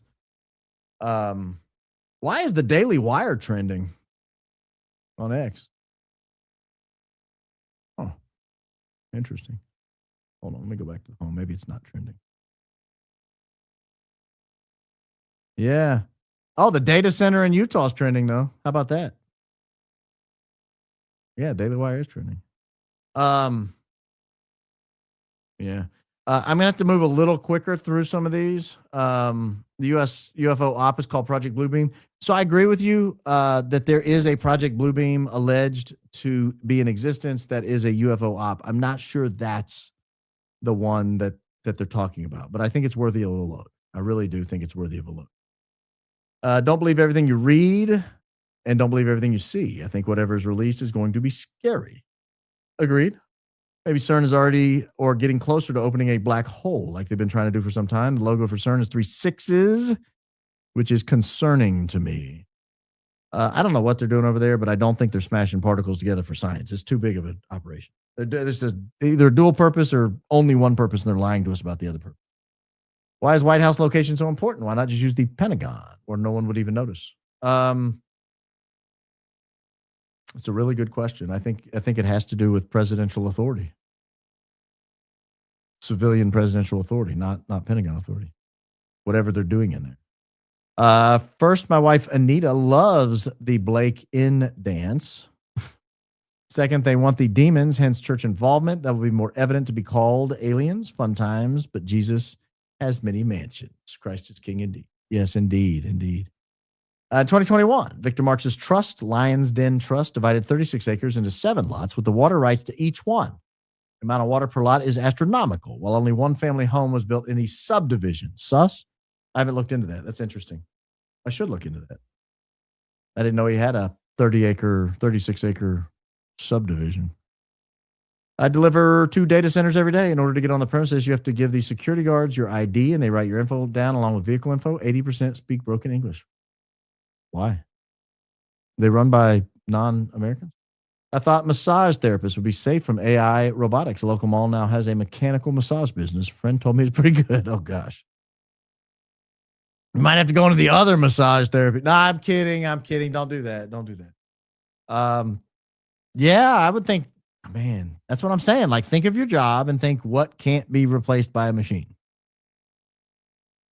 Same Baron. True believers need not fear. Christ is king. Indeed. Utah just approved a 40,000 acre data center despite major community uproar. That's 62 square miles. I can't fully explain it, but something about all of it feels deeply wrong in my soul about it all. Yeah, I talked about that tonight. Ivan, where have you been, brother? Ellison started Oracle surveillance state post Tiananmen Square. I've done many videos on this. Quantum will be the paradigm shift. Christ is king indeed. Yeah, once they get quantum computing, we're toast. I mean, I didn't want to even bring that up. But that's the end. These data centers will be able to process so much so fast, nothing's safe. PDFs and PDF defenders don't get to define Christ. A bunch of bad words that don't pass super chat censorship. Yeah, that happens. They are planning on our skepticism, keeping us ignorant. Excuse me. If we think they're lying when they tell us the truth, we're focusing on if it's true or not instead of the big picture. Christ is king indeed. Thank you. Yeah. I was wrong. They actually approved the data center in my hometown. Everyone's lobbying together to fight it, but it's not looking good. I'm scared of these data centers may be targets to our enemies. I'd be more scared they're targets to you. You're the target to them. I think UFOs and aliens are set up for an explanation of the rapture and the disappearance of millions of people. Christ is king. Well, that's playing the long game. Introduce the rapture in the 1800s and then in 2026, remove everybody. Wow. I don't give a damn. There she is. I was just talking about her a little bit ago. Loomer's GPA. Grandpa Harry co-invented the first antidepressant from Nazi V2 rocket fuel chemistry. Harry's first wife, Renate Drux, a Thelemite, hosted JPL co-founder Jack Parsons' widow after Parsons blew himself up, summoning a demon. Wow. Loomer has connections to Jack Parsons? My grandmother was a Parsons. Probably shouldn't have told you guys that. Now everybody's going to be like, we don't summon demons. We're not demon summoners. Let's see here. Hold on. Where did that go? I saw Boise Jet guy. Did I already get to him? Where did it go? Maybe it's further down. I'm not bowing down either. I'm a daughter of the king. Christ is King indeed. Raised Roman Catholic, spent time as Protestant, recently back to Roman Catholic because of you and Candace. So important to select your church and pastor priest very wisely. We're blessed with this discernment. Love you all. God bless. Yeah, it's tough. It's tough. It's tough. Thank you. I love your comment, Short Coin. Thank you. Thank you. Dear humble host, thank you for your comment and way of presenting things. Really enjoying it. Please pull some barons from time to time. Love from Gibraltar. Yeah, I've gotten better at making sure the cameras, the videos are playing. Brilliant. Please repeat and continued with non-normal. Oh, I see what you're saying. Do more non-normal stuff. Is that the point? The last two shows have been heavy on me. My thoughts are with the young kids having to live through what in the years to come. I feel scared for their future. Yeah. Same. I got 8 of them. I'm very scared. Think of my grandkids. Scary. All over the target, counselor. Thank you, Ivan. You're all over the target. Christ is King indeed. Esteban. Beba Baron, you've opened my eyes to so many things. Key and make me research so much. My fiance is wearing her high IQ outfit that came in today. Always praying for you and your family. Much love, my B. Thank you. I appreciate that. I'm sure she looks amazing in it. Thank you so much for speaking on this topic. It's heavy, but much needed. You're the best. Love my new shirt. As always, we love you, and Christ is King indeed. Thank you. King Baron, we're each other's people. We're each other's B. Yeah, my B. Christ is King, my B. Christ is King indeed. I'm not good at the my B language. Mr. McCoy coming over, sir. You'll like it. Woof. Why are we woofing at Mikey? What did Mikey do to get a woof? Messaging is important. Your biggest psyop is convincing people that AI is all powerful. Very far from true. Look at how much they're investing into the adoption of AI. Creativity is freedom. I'm not psyoping you. They're building these centers out. Once they get it right, you're toast. I'm not saying you're toast. I mean, there's going to be a place for humanity, but you're going to have to navigate it very carefully. And it's terrifying. And if we all agree that Tucker made this point months ago, maybe years ago. If we all agree these data centers are bad for humanity, why are we allowing them? If we even think there's a high possibility that these are bad for humanity, that they could end in the destruction and termination of humanity, why are we allowing them? That's my concern. The 15% ethanol coming and the closing of many parts manufacturers will force us to purchase the new tech in vehicles. Oh, I see what you're saying. The ethanol won't work well in the older cars. You can please some of the people all the time. You can please all of the people some of the time, but you can't please all the people all the time. That's a good point. So glad you're listening to the Lord. These tough convos are needed. Jesus is Lord. Time of the great deception is upon us. We must keep our eyes on Jesus. Thank you for speaking the truth. Love in Christ, Baron. Praying for you. I'm praying for you, Mara Carter Lee. Thank you. Finally got a bank account to be able to send my Swiss Russian Orthodox love to you and the whole barony. Don't want to be morbid, but your house is worth nothing. You'll own nothing and you'll be happy. That's starting to make more sense to me as you have to subscribe to everything now. You don't really own anything anymore. Laura's grandpa Harry was a pioneer at Rockland. His boss was Paul Hoke, who was a CIA MK Ultra consultant. Harry's partner, the Nathan Klein, who funded Harvard's Haiti zombie expedition. Yes, zombies. Case of Clairvirus narcissa. Dom, you scare me. Every time you say something, it scares me to death. We don't need to learn AI as a career. The sciences and engineering fields are important. It provides opportunity for innovation beyond the AI mental prison they'd like us to believe is the ceiling. Okay. I've got you. Do you think they'll finally allow free energy? No. Christ is King indeed. Free energy is freedom. They'll never allow that. Thank you. 5 membos dropped right on people's noggins. The alien disclosure and the question of why it is being released now coincides with the huge ramp up of the data centers and AI takeover. That was my whole show today. My whole show. Like, you just summarized it in one sentence. I did an hour and a half of content on that one topic.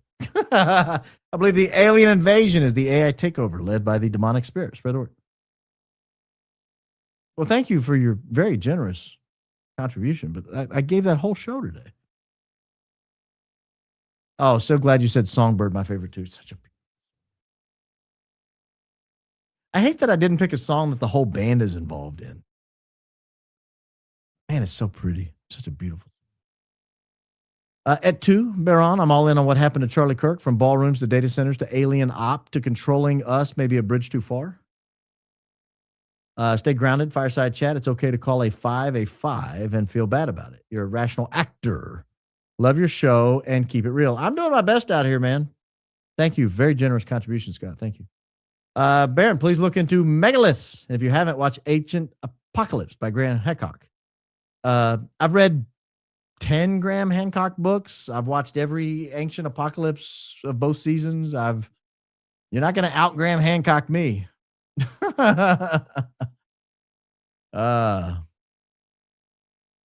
Round ball with mirrors hangs on the ceilings. You talking about the ball mirror? Oh, ball mirror.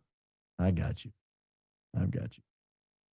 What's up, my B? For a super chat. Been watching since Candace Owens had you on her show. Haven't missed an episode yet. Love you. Go Max. Thank you, my B. Stevie Nicks still sounds fantastic live. Saw her a couple years ago. Great show tonight, as always. Christ is King. Thank you. I've done that. Water with stock. I've done, like, we make our own bone broth out of chicken bones, and I've done it with that. It's not the same. It's not the same. It's a different texture. But it's good. It's good. It has its place. Simply put, data centers. We, the working class, are building our own future prison, but it can't be built without the working class. What can we do about it besides court process? That doesn't stop them. Just negate the laws, go on strikes. I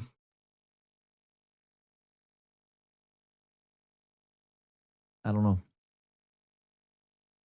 That's for other people. I bring you the attention. I bring you the problem. You guys figure out how to solve it. Someone else can help on that. You like Avett Brothers and Fleetwood Mac. You're my brother from another mother, dude. I love them both dearly.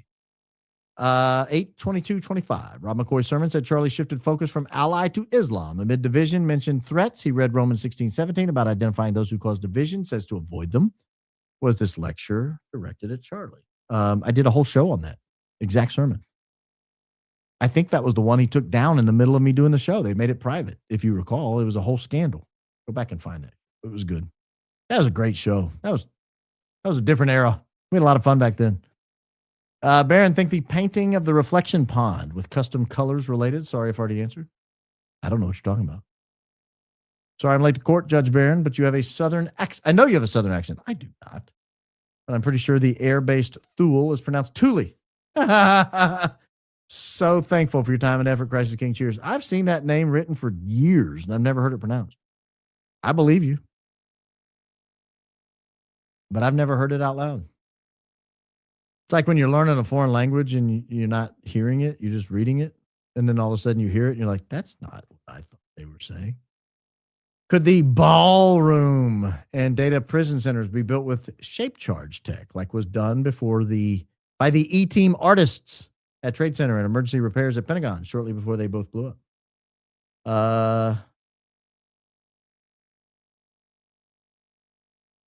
I mean, they could be, but I doubt they will be. J Mama 5, thank you, very generous. First time commenter. Last two shows are heavy. All I could think of is Ephesians 6:12, for we wrestle not against flesh and blood, but against principalities, against powers, against the rulers of the darkness of this world, against spiritual wickedness in high places. Christ is King indeed. I think you've nailed it. I think you've absolutely nailed really the last three shows, Sunday, Monday, and tonight.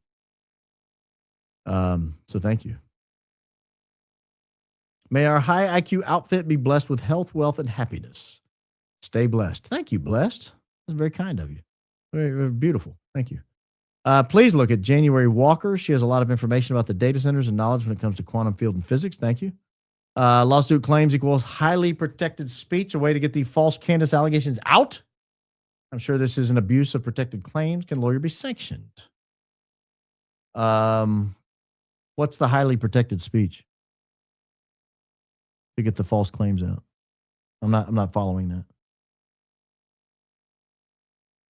I don't know. A while back, Ian Carroll showed our closest allies geofencing major U.S. churches related to your subject tonight. I also did a show on that. I appreciate it. You guys are coming back on my greatest hits. Everybody, your homework is to make sure I haven't done a show on these things in the past.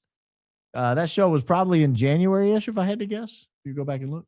Sorry, Baron, I wasn't asking you to say happy birthday to my mom. I was shouting her out myself with my super. Apparently, I made some people mad because you're not a birthday clown.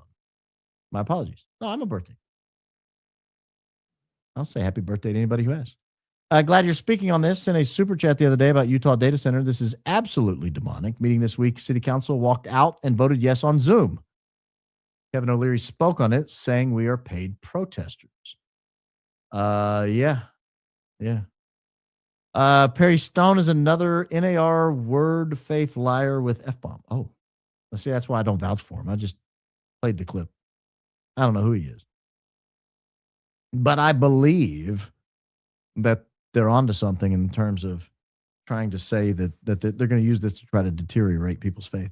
The Artemis trip to space was to get something out there to get set up for the great USO. They didn't go to space. They might have gone to low Earth orbit. They didn't go to space. They didn't go around the moon. Baron, I can't thank you enough for your leadership, steady presence, and the Christ-like example you are.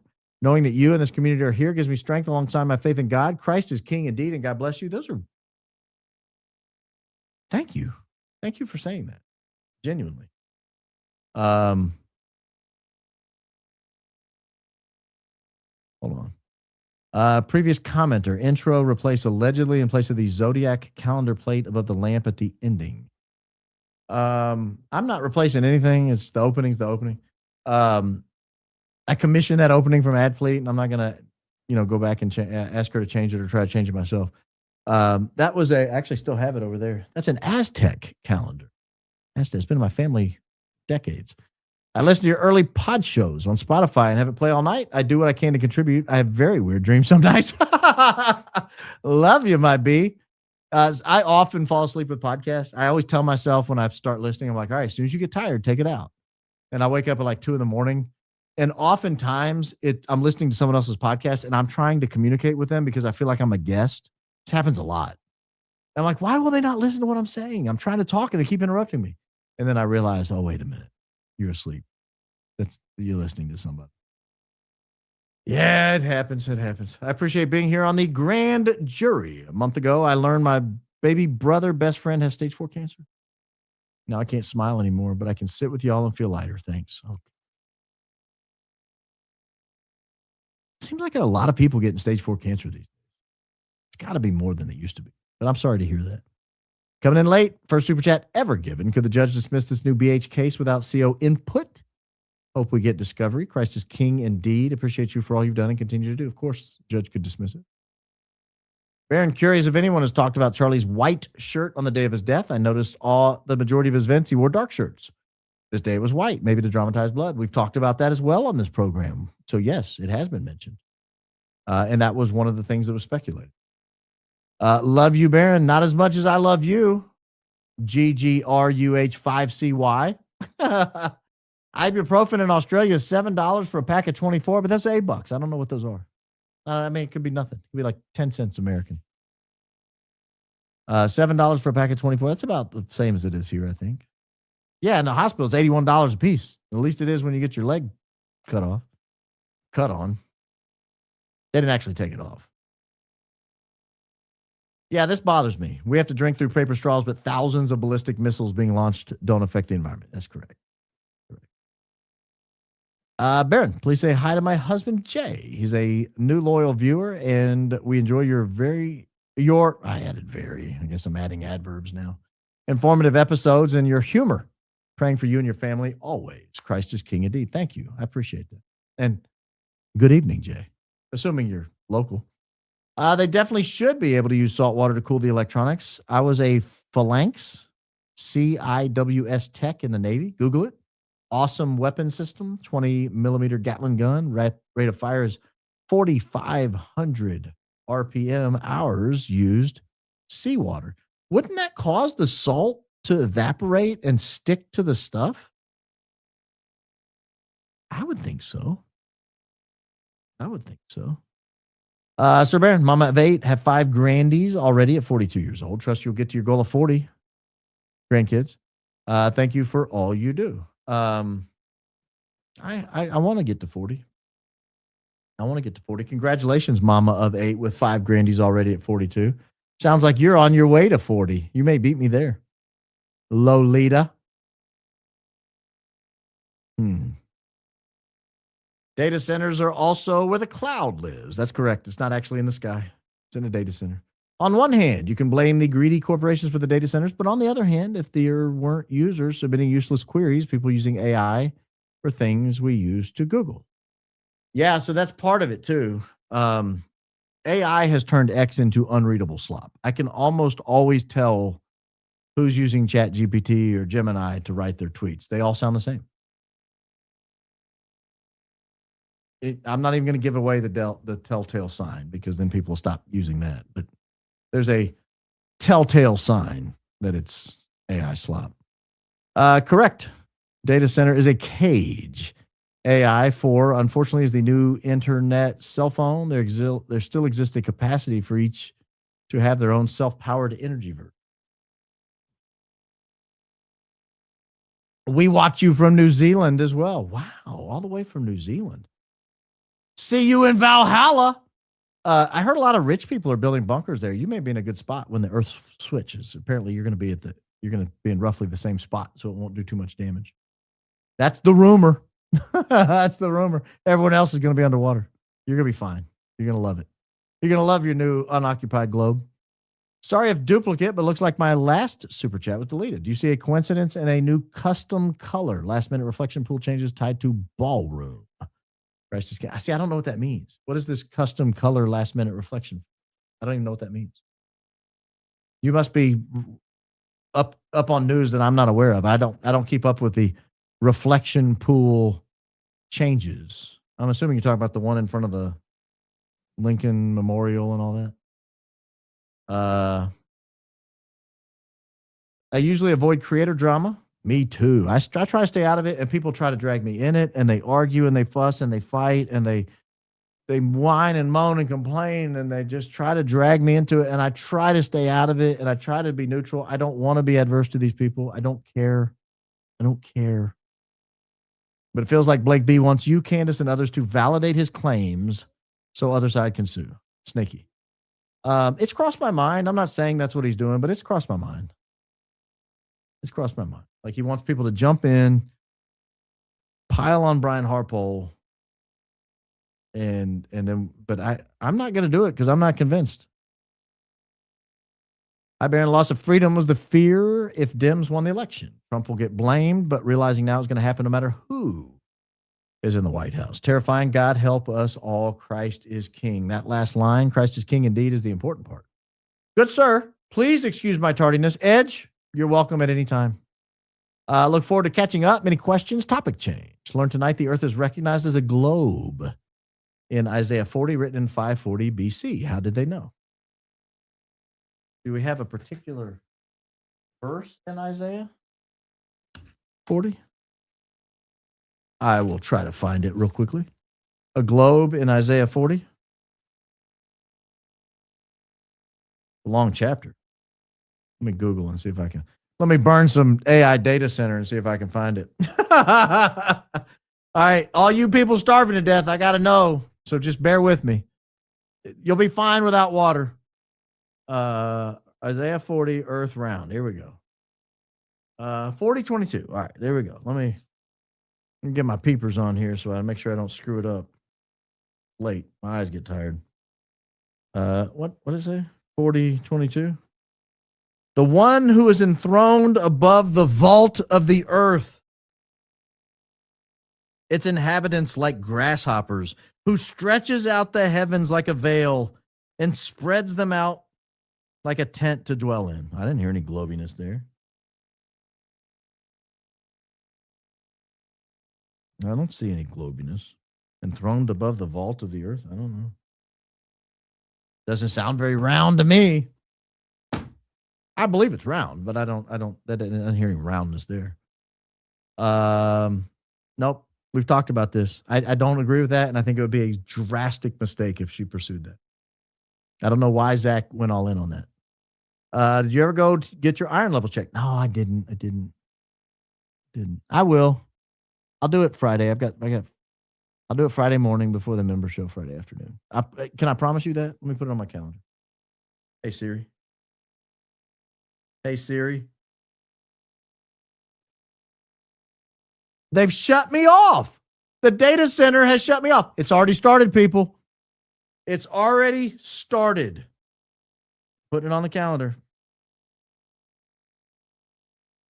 Go get labs. There we go. On the calendar. I've been shut off. Can you believe that? Put it on the home so my wife sees it. She'll remind me. Why would Siri not accept my request? Am I on the list already? Wonder if my bank account works. I'm terrified. Christ is king indeed. Thank you for your prayers. I am scared to death. Just common sensing it. Hey, Baron, since you don't have time to check your email often, can you give us your phone number just in case we have something important to tell you? No. I've emailed you several times to ask if you checked your email, but didn't get a response. Yeah, I don't always check it. I'll look for you. I know your name. I know your real name. I'll go check for it. I shouldn't even have to say this. So everybody's information's available. You can find it. I mean, people can try to hide it, but you can find it. Don't contact your favorite creators on their phones. Don't do it. Don't contact their personal emails or their work emails. I give one email address out. It's in the YouTube description. Anyone can find it. realbaronpodcast@gmail.com. Every other attempt to contact me annoys me. And earns a nice block. Please don't do that. Please don't do that. I talked to a few other content creators about it, and I just said, I'm thinking of one in particular, and I said, how do you deal with this? And he said, I cuss some of them out. I scream at them. Like, well, I'm not going to do that. So how do I deal with these? Just block them. So it's not being rude, but like, this is how my wife reaches me. Like, my kids call me on this phone. I can't have, think about this. Each one of my shows gets between 700,000 and 1 million views across all platforms. I can't have 1 million people contacting me. And think about someone like Candace. I mean, hers get 5-10 million views. I can't have 10 million people calling her phone. That's ludicrous. Like, use the approved channels. Remember when DuPont recycled industrial wastewater? Let's all just keep praying. Christ is king. I don't remember. A couple of episodes ago, you said you believe Trump and company isn't taking orders from something sentient. What if that being is a machine and that's what they're building, a data center with the devil's conscience?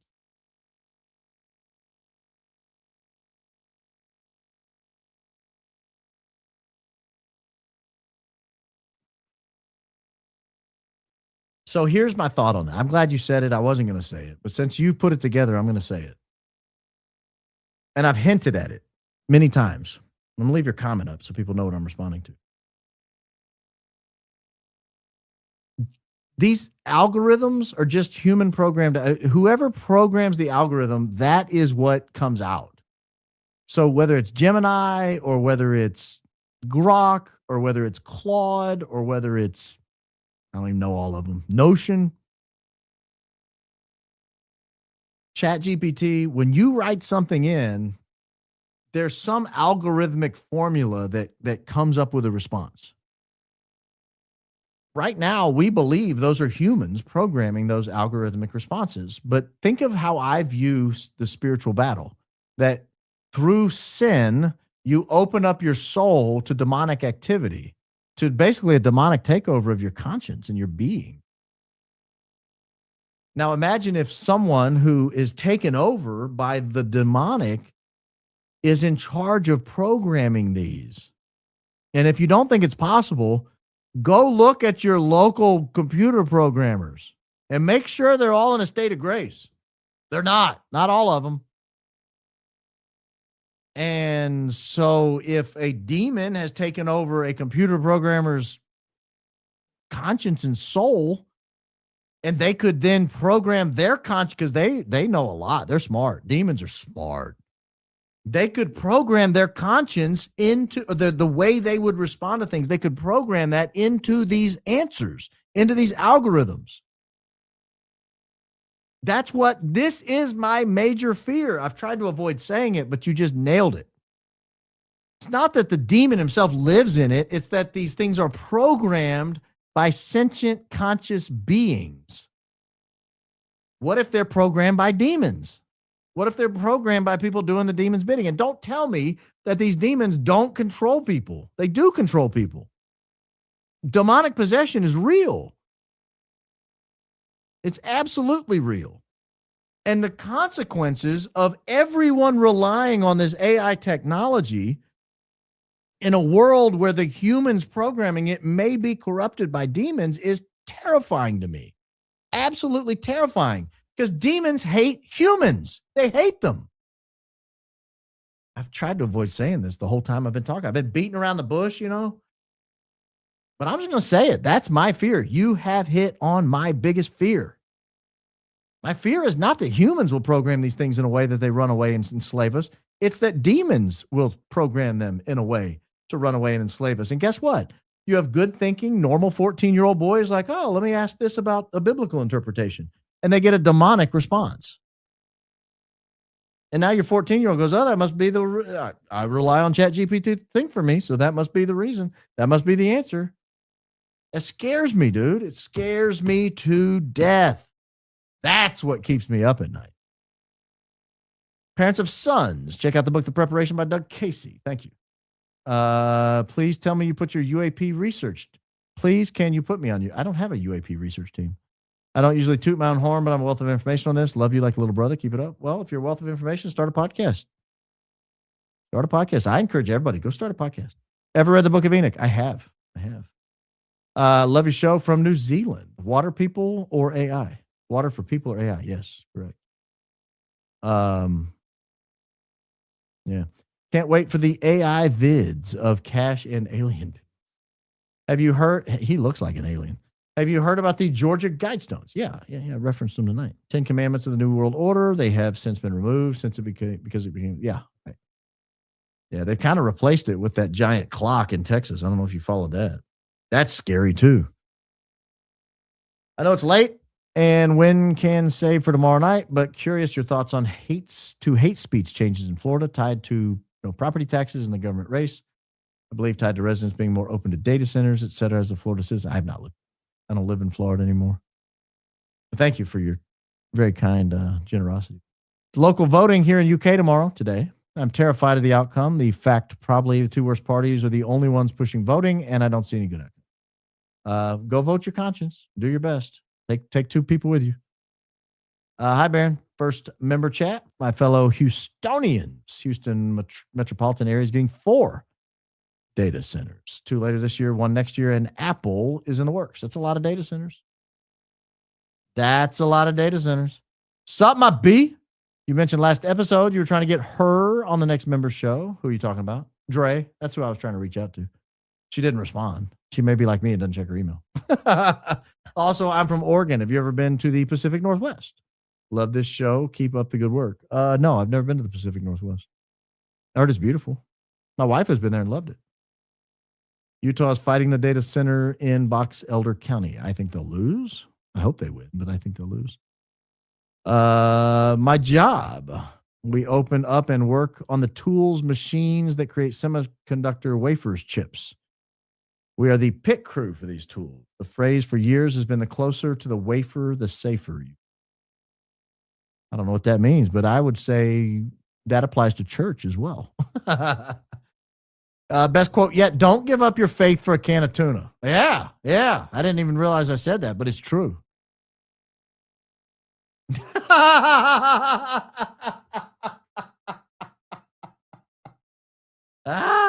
You do have a dirty mind, but you're You're right, probably. That's great. Corby Hall just renounced his love for Victor Mark on X, things that make you go, I don't think he renounced. I don't think he ever had love for Victor Marks, did he? I have 4 kiddos and have to trust that just as we were, God created them for the time they were born. We raise them with the knowledge of Jesus and trust that he has them. Fear has no hold in him. Yeah. Have you heard of Xavier Ariel, Marian apparitions in Garabandal? One of the visions is that Jesus will give us a miracle like the miracle in Fatima. Government will lie to us, take credit for it. Jesus, Mary, Joseph? Is that what that is? I've not heard of that. Just joining from Texas. Homeschool, homestead, homemaking, homeopathy. 4 kiddos and wish we could have more. Love your show. Protection of prayers of your family. Christ is King indeed. Thank you. Very kind. I'm here for a homeschool member show, by the way. Talk to the boss. Yeah, I need to get her on. Maybe she'll do it Friday. Maybe we'll do a member show. Catherine Austin Fitz talks about ways not to participate in the system. Reality is we're going to have to unplug from conveniences of the system. We're being lulled into laziness. Wall-E. Yeah. Is this the great deception spoken of in the Bible where even some of the elect will be misled? Christ is King indeed. We must stick together and stay in the truth of Christ Jesus. Love you all. It could be, because I think a lot of good thinking, good faithful people will be misled with what's coming. Ding, ding, ding. They threw all of humanity. Recorded and called it code when something more than that grew in it. Intention is in the user. Demonic user equals just that. Yes. I agree. Another fear I have is if they cut us off, no more YouTube, X, or other ways to connect. Yeah, you'll be cut off from that too, no doubt. Baron made my blood run cold last week. Estranged hubby disappeared without a trace in Oklahoma 30 years ago. I tried all I knew to find him. Any suggestions? Love your show. Wow. No, I don't have any suggestions.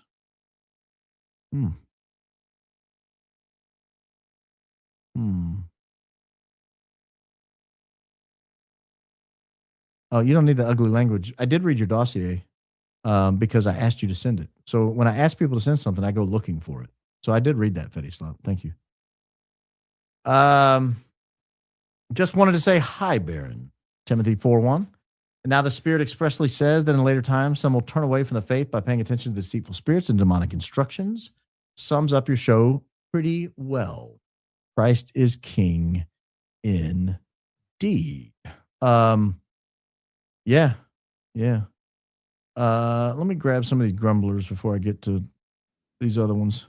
I just want to thank you for being part of my nights. I listen to you while I'm sewing every night. God bless you and your family, and may he keep you and your family safe. Thank you.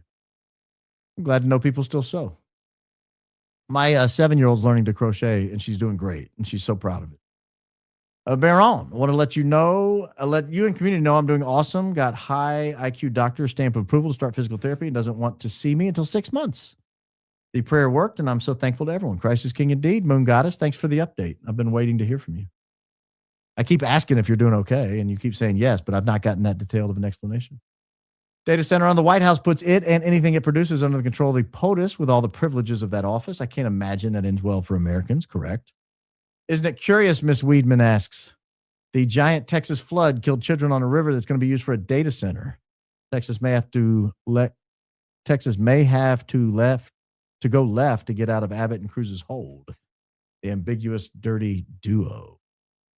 Yeah, one of the problems is people get corrupted, and so if the Democrats hold power forever, they get corrupted. If the Republicans hold power forever, they get corrupted.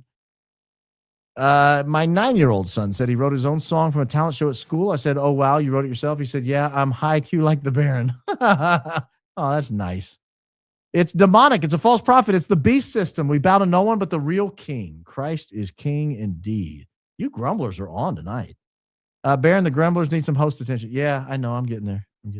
I'm having a personal feud with the Rumbler management. So I'm working on it. Shawnee didn't even say anything this time. Shawnee, thank you. That is so unbelievably kind. You're so good to me, and I appreciate it so much. Thank you. Guys, that's it. We're going to end there. I appreciate you joining me. I will be back tomorrow night. I will do a member show Friday, probably 1-ish, maybe 1:30, depends on what I'm doing Friday morning. I got to go get my labs checked now, apparently, per a very kind and concerned user. But yeah, so now I got to go to the doctor Friday morning. Not a doctor. I go to a little outpatient thing and they just take whatever you order. So I'll go do that because I said I would and I will. Thank you, guys. Thank you. I genuinely appreciate you being here with me. Please like the video if you enjoyed it. If you didn't like it, then I guess you don't have to like it. But if you did like it, please like the video, subscribe, click the notifications. You'll know when I go live. Share with your friends. It's a great way to get the word of mouth out. And I'll be kinder to my grumblers. I've been irritated with the Rumble people, and I need to get over that. I've been arguing with them by email over a couple things that irritate me about their service. But I can't take it out on my grumblers. I love my grumblers, and I can't take it out on you guys. So I apologize. Accept my apologies, please. I almost forgot. Don't you ever forget. Jesus loves you. Have a wonderful evening, and I will see you guys tomorrow. I guess if you're overseas, have a wonderful day. If you're here stateside, have a wonderful evening, and I will chat with each and every one of you very soon. Thank you.